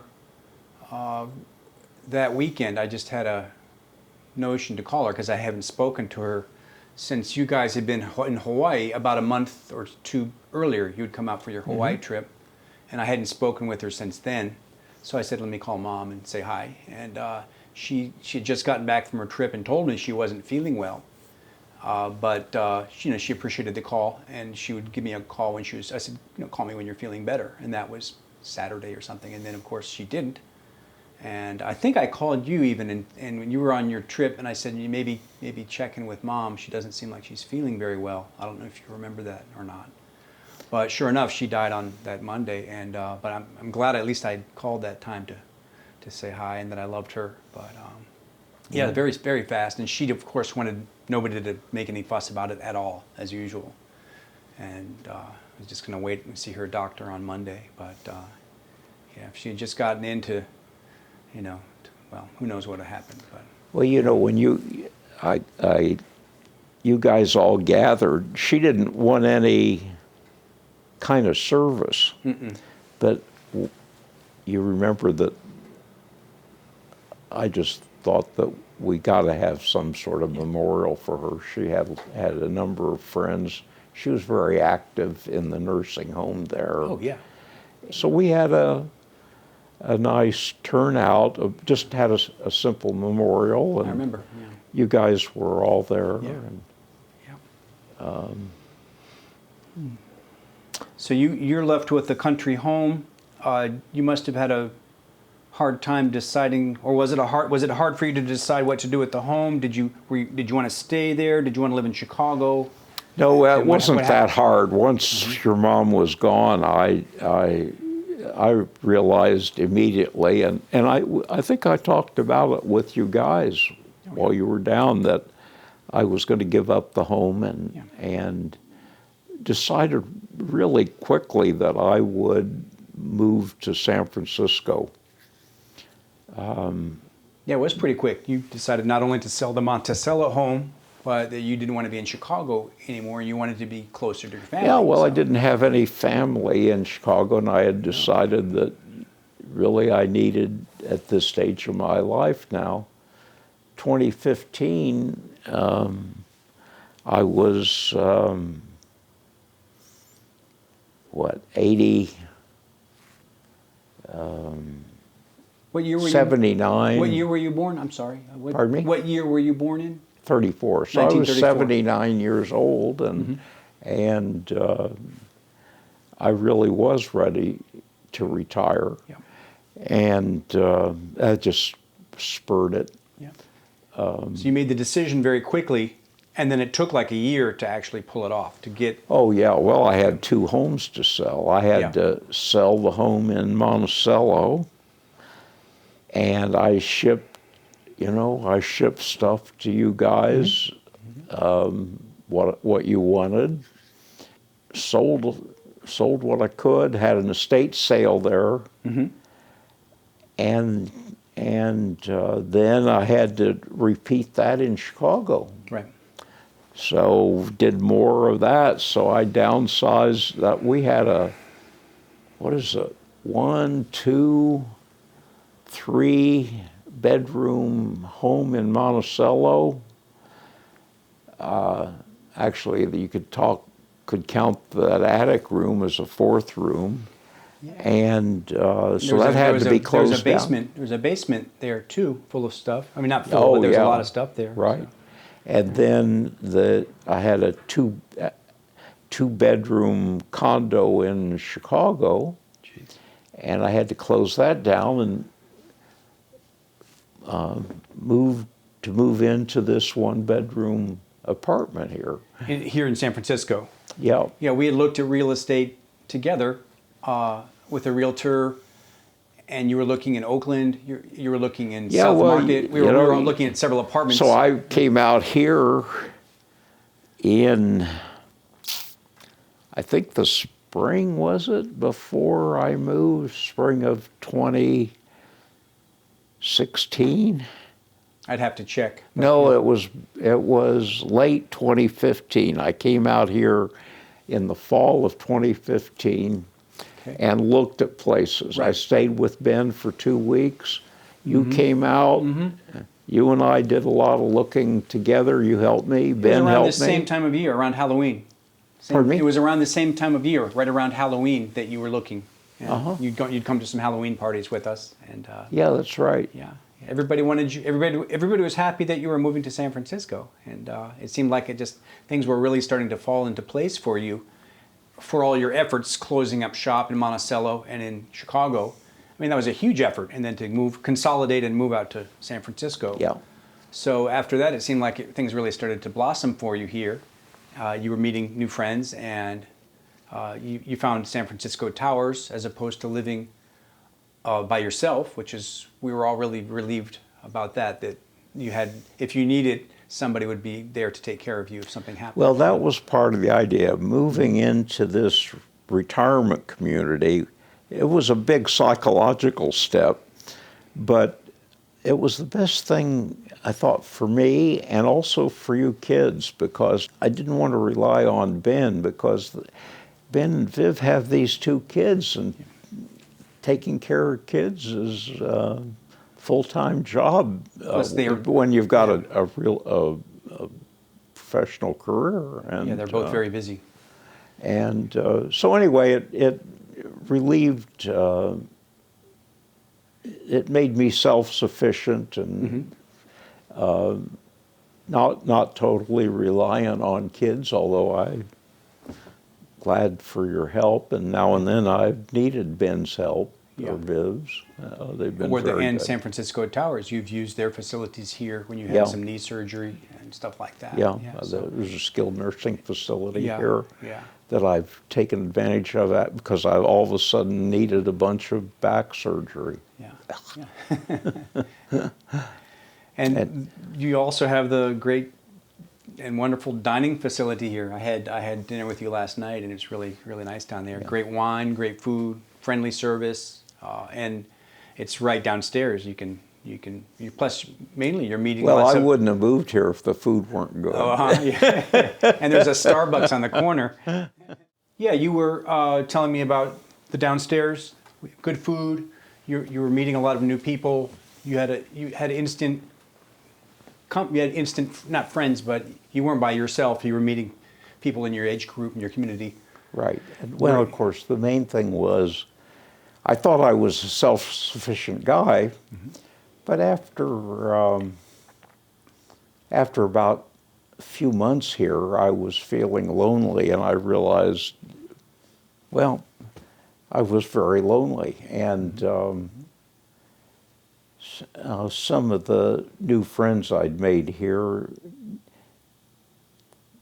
offered to introduce me to a friend of theirs that was moving in, but then this woman, when she moved in, was unavailable. I was sort of skeptical of what it might be, blind dates. Yeah. But anyway, once I spied Geri, I said, well, I got to get to know this woman.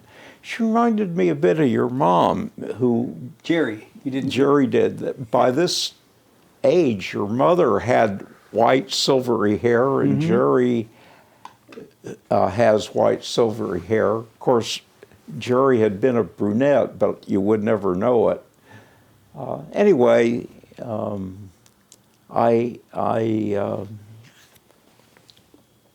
in about March of 2017, I'd moved into the towers here in August 2015, and in March 2017, I finally met this woman, and I hadn't asked a woman out for ages, and I went up. We happened one night to be sitting at a long table at opposite ends, and when she got up to leave, I followed her out of the dining room and asked her for her number. Was she scared? Did you scare her? Well, yeah, I had to. Surprised her? I just had to sort of steel myself and say, Bob, if you don't go for it, then you're just going to be, for sure, lonesome and alone. And so you got to go for it. See how it goes. Probably felt like a schoolboy again, back in Robinson, asking the. Yeah. She's really attractive and nice. Geri's very attractive and very nice, very kind. Absolutely. Yeah.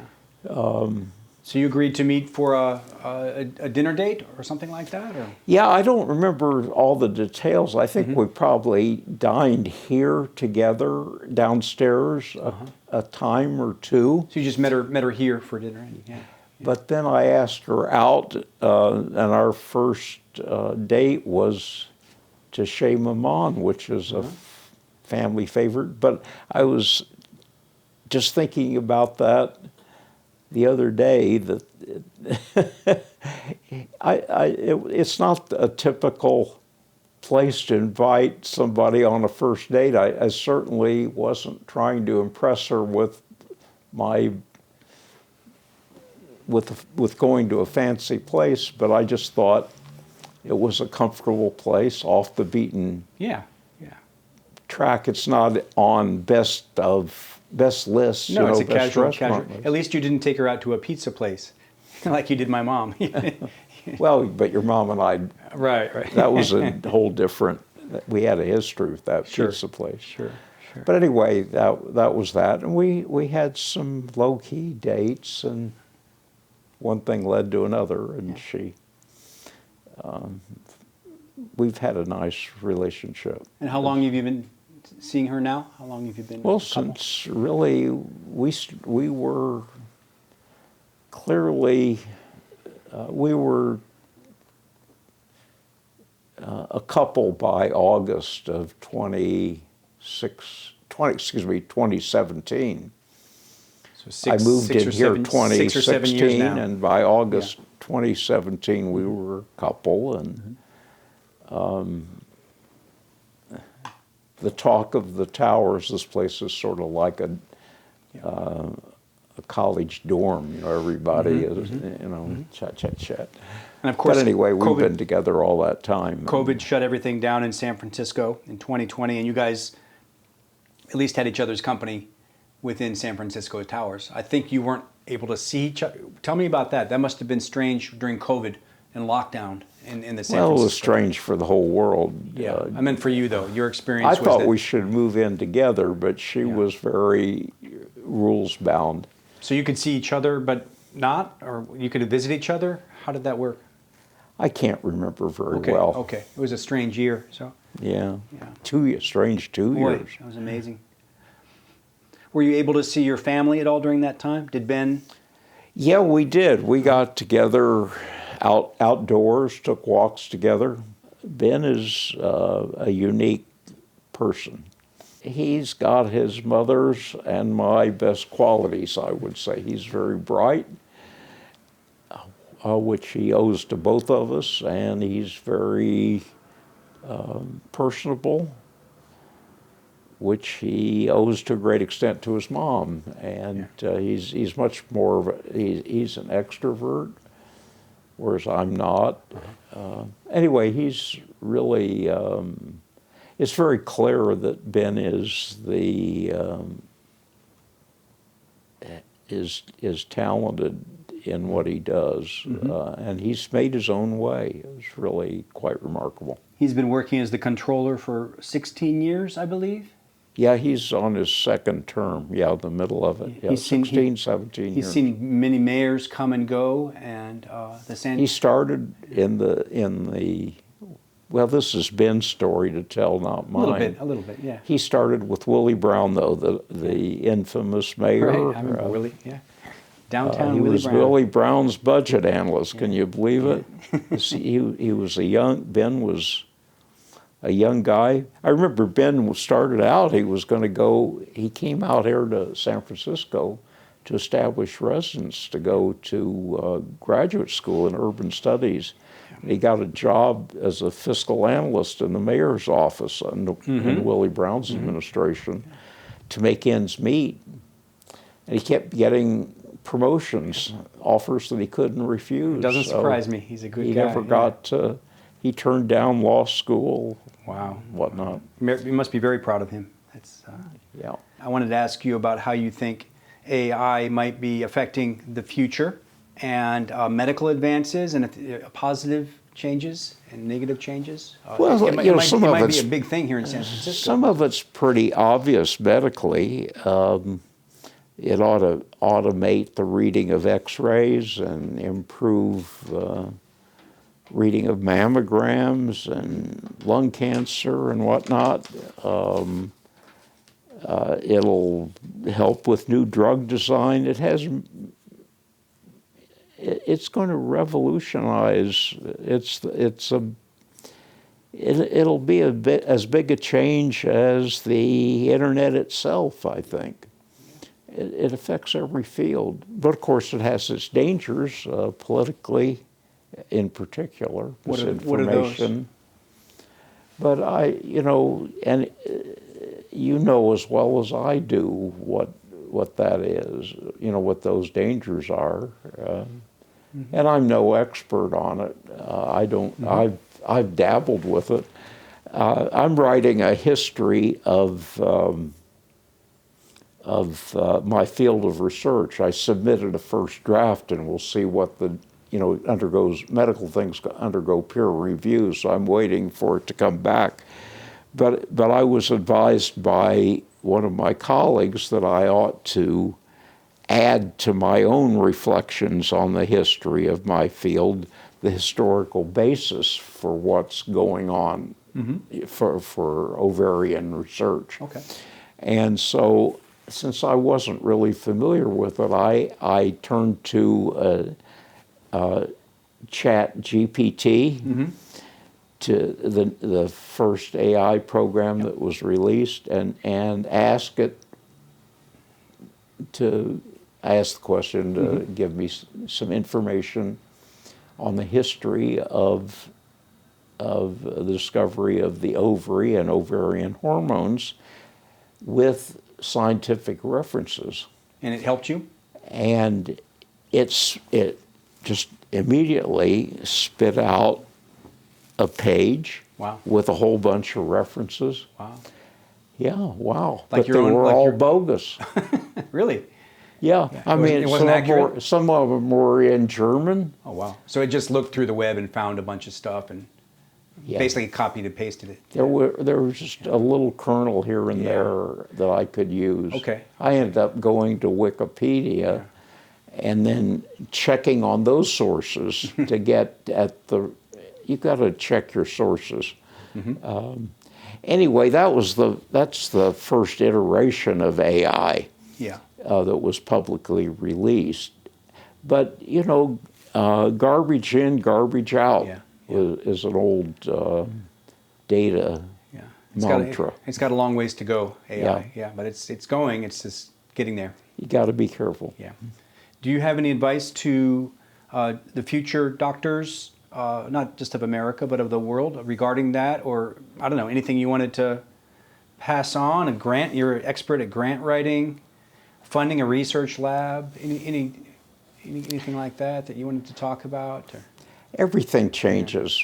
What I learned was useful for a finite period of time, and priorities change, and research has gotten to be has moved outside of the area where I have expertise. I just saw in today's newspaper that CRISPR technology is on the verge of being approved for treatment of sickle cell disease, which will be a major advance.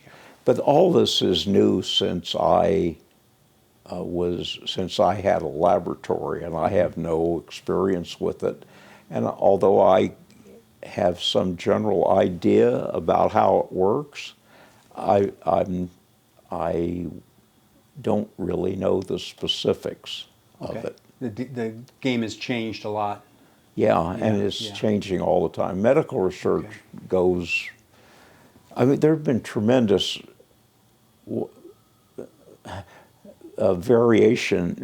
tremendous changes in my lifetime. And one of the things I put into this scientific history of my field is how different it was when I started in 1965 and to today. In 1965, there were 66 articles published on polycystic ovary syndrome that year. Now there are about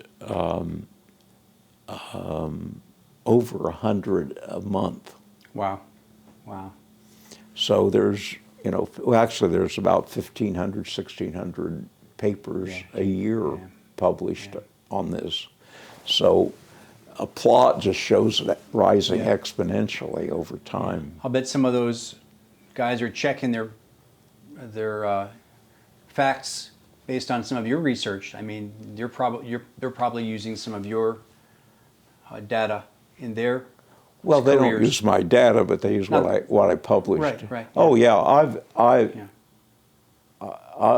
been. Our work is central to some of what's happened, but they're going beyond it. I was able to solve, to point to that there was a new kind of disorder of androgen production by the ovary, a kind of disorder that never had been seen before. And that was in 1989, 1992. They're just in 1999, another group found out that it was an inherent problem within the ovary. And now, 20-some years later, they still don't know exactly why, but there's a lot of work on the molecules that are involved. So it's been a hard thing to figure out exactly the cause of this, and they're still looking. So it's a real tough problem, but what we did was point them in a certain direction that's been very fruitful. I wanted to ask if you had any advice for raising children or marriage, getting older. Well, marriage, you've got to. I've learned one thing from your mom and Geri, and that is you've got to respect the other person. I think it's difficult when you're starting out. You have a lot of needs and you're working out your own life issues when you're young, and they often clash with your partner. You think you're together and you're not quite together, and you have clashing needs, and your mom and I fought fiercely about some of them. Now Now you're not fighting. Yeah. That must be nice. Yeah, Geri and I haven't had a major fight, nothing that lasts longer than overnight. Yeah, until you realize that she's right and and just defer. Well, you got to be able to admit that. How about kids these days? Social media. I'm just wondering if you have any point of view on attention span of kids. Well, I generation, think there's a danger there, and government agencies are recognizing it and try to put some limits on it. And I think parents need to be aware of it. But I'm amazed. I think my grandkids are that my Ben and Vivian are doing a good job raising the kids. Really, they've got wonderful. I feel I've got wonderful grandchildren, and I think they have good prospects of figuring things out. How about gender choices in spite these of days? being very savvy, and they know a lot about the internet, and it hasn't ruined them. I guess that's what I'm getting at. Yeah. What about all of the, I don't know if I'm using the right terminology, but the gender choices that are allowing children to make up their own decisions about their gender? Yeah. And they're bringing that into school, education. That's close to my area of expertise, but I think it's exaggerated. About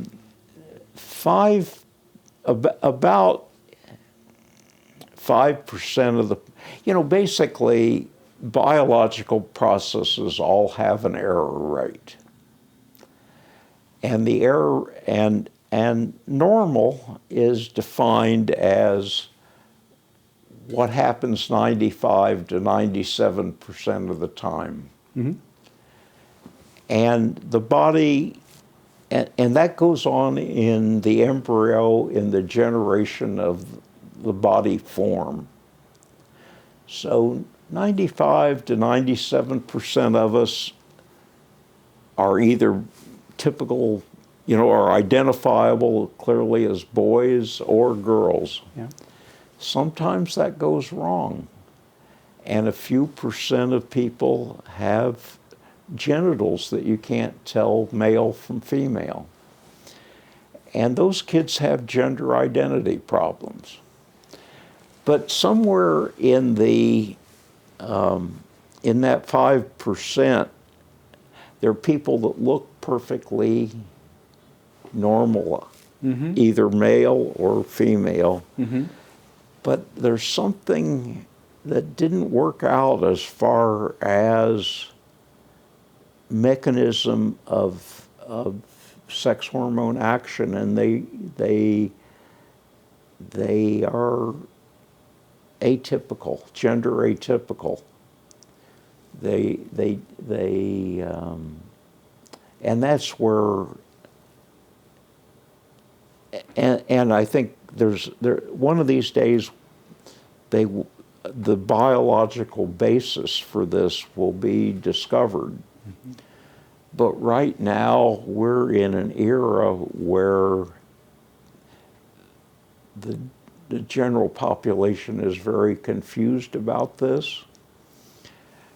And they fall back on biblical ideas that this is right or wrong, and rely on that as a way of judging these people. Well, and also,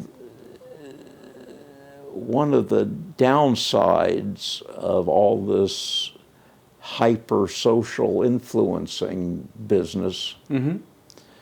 is that young kids in their teens are relatively easy to lead astray and get confused about what they really know or believe about their sexuality. So there's a lot of misunderstanding about these things. So a lot of it is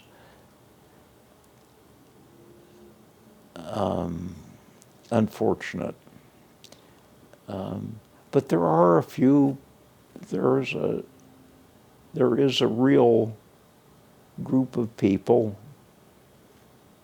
a substantial group of people, but only at most 5% of the population that has a true inborn gender identity problem, and probably another 5% of the population of teenagers that are confused about this.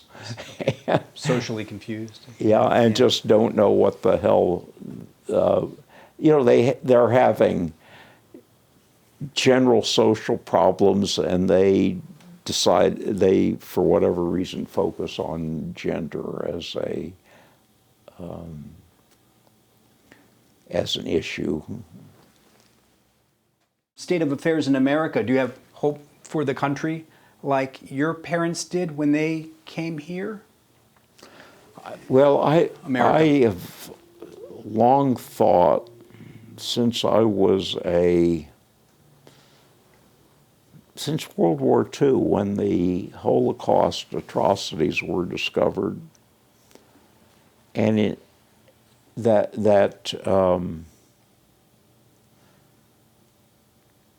democracy was a very fragile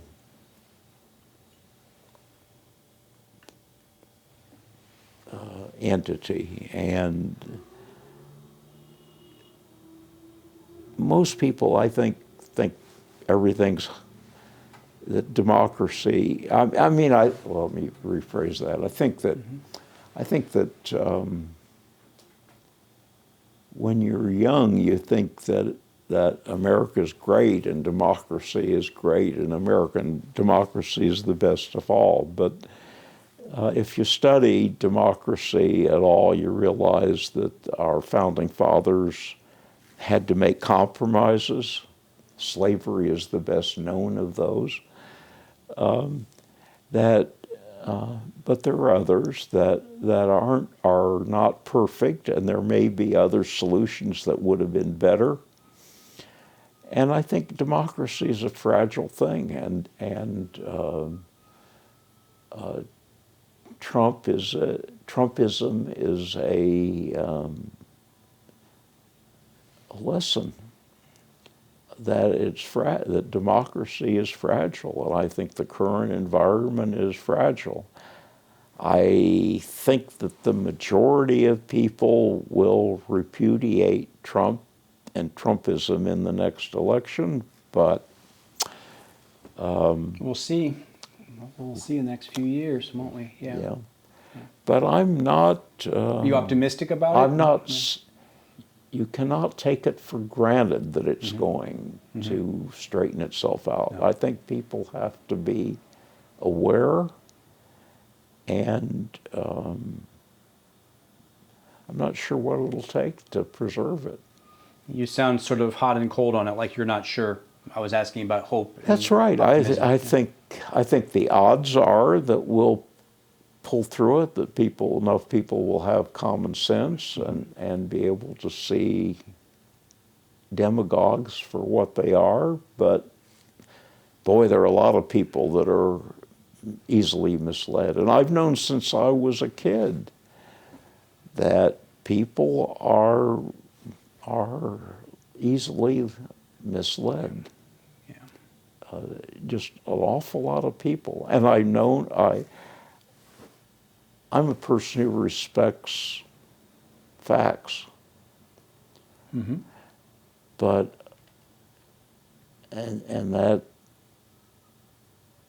to find out the facts takes a bit of effort at times.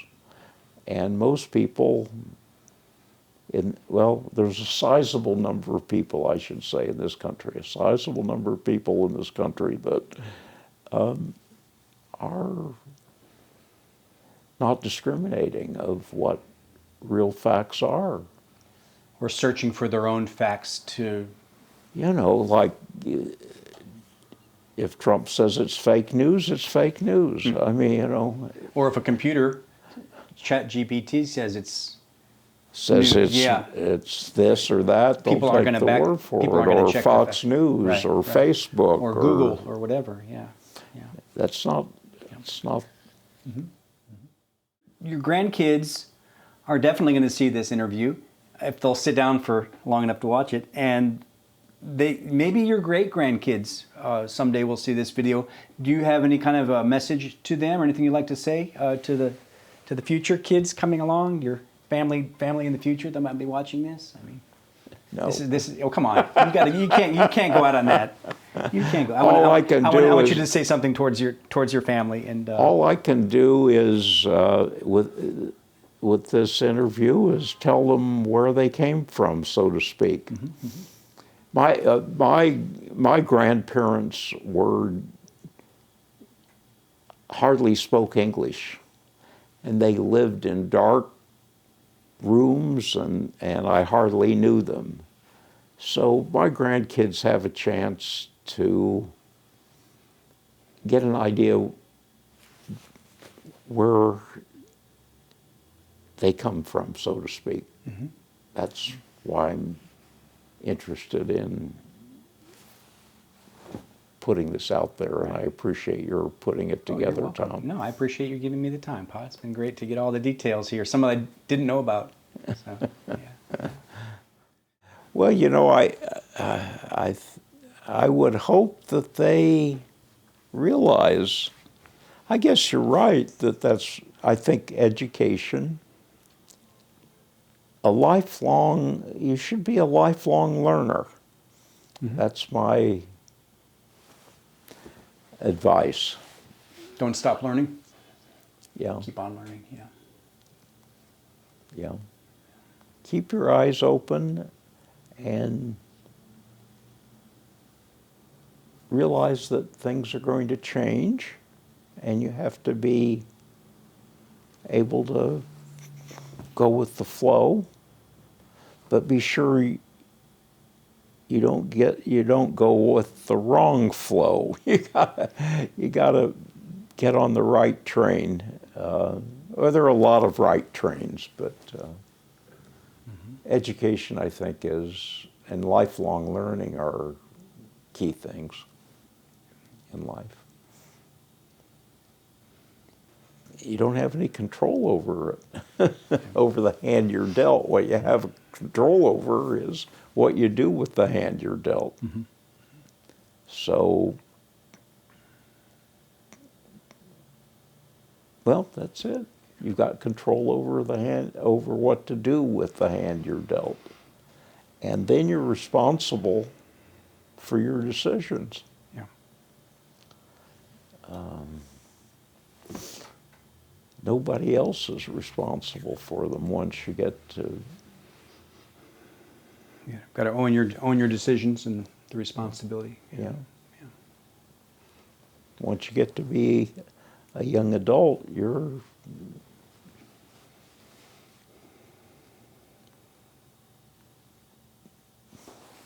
got to steer your boat.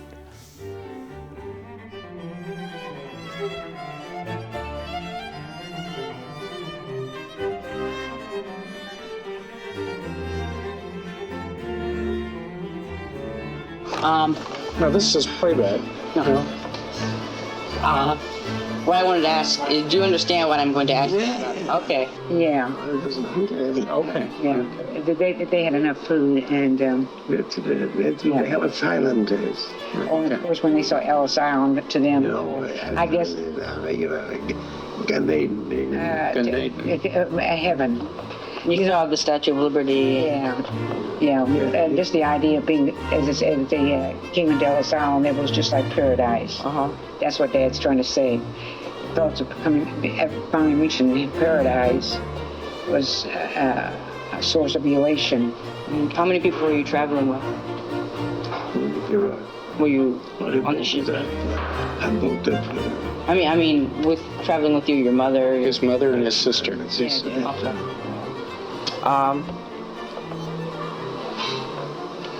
So when you landed, you thought that this place was Paradise. just beautiful. Yeah, yeah. And that's what they call it. Did Ellis Island itself look beautiful? Beautiful place.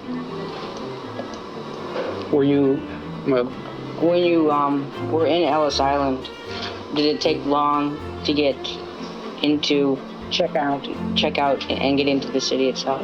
you take about 2 days because you have to check everything down.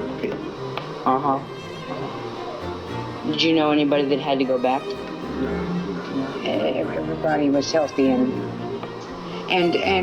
just like it says, we didn't feel like, well, we don't feel like we're American Jews. We here in this country says, well, we're Americans and we're Jewish, and we want our children to be proud they're American and proud they're Jewish. But Grandpa didn't say, I'm proud I'm a Pole and I'm Jewish. He says, no, I'm not proud that I'm a Pole. I'm proud that I'm Jewish, and I'm going to pass on my Jewish heritage, not that I live in Poland. Well, that's the way it was. You try to embed in your children the idea that you're Americans and you stand up for your country. And I had after we got here, I got a bird as well. I'm going to Chicago. oh, yeah. Well, that's now. Anything else? That's really about it. Well, that's just about all we can tell you about it. Okay, thank you. Okay.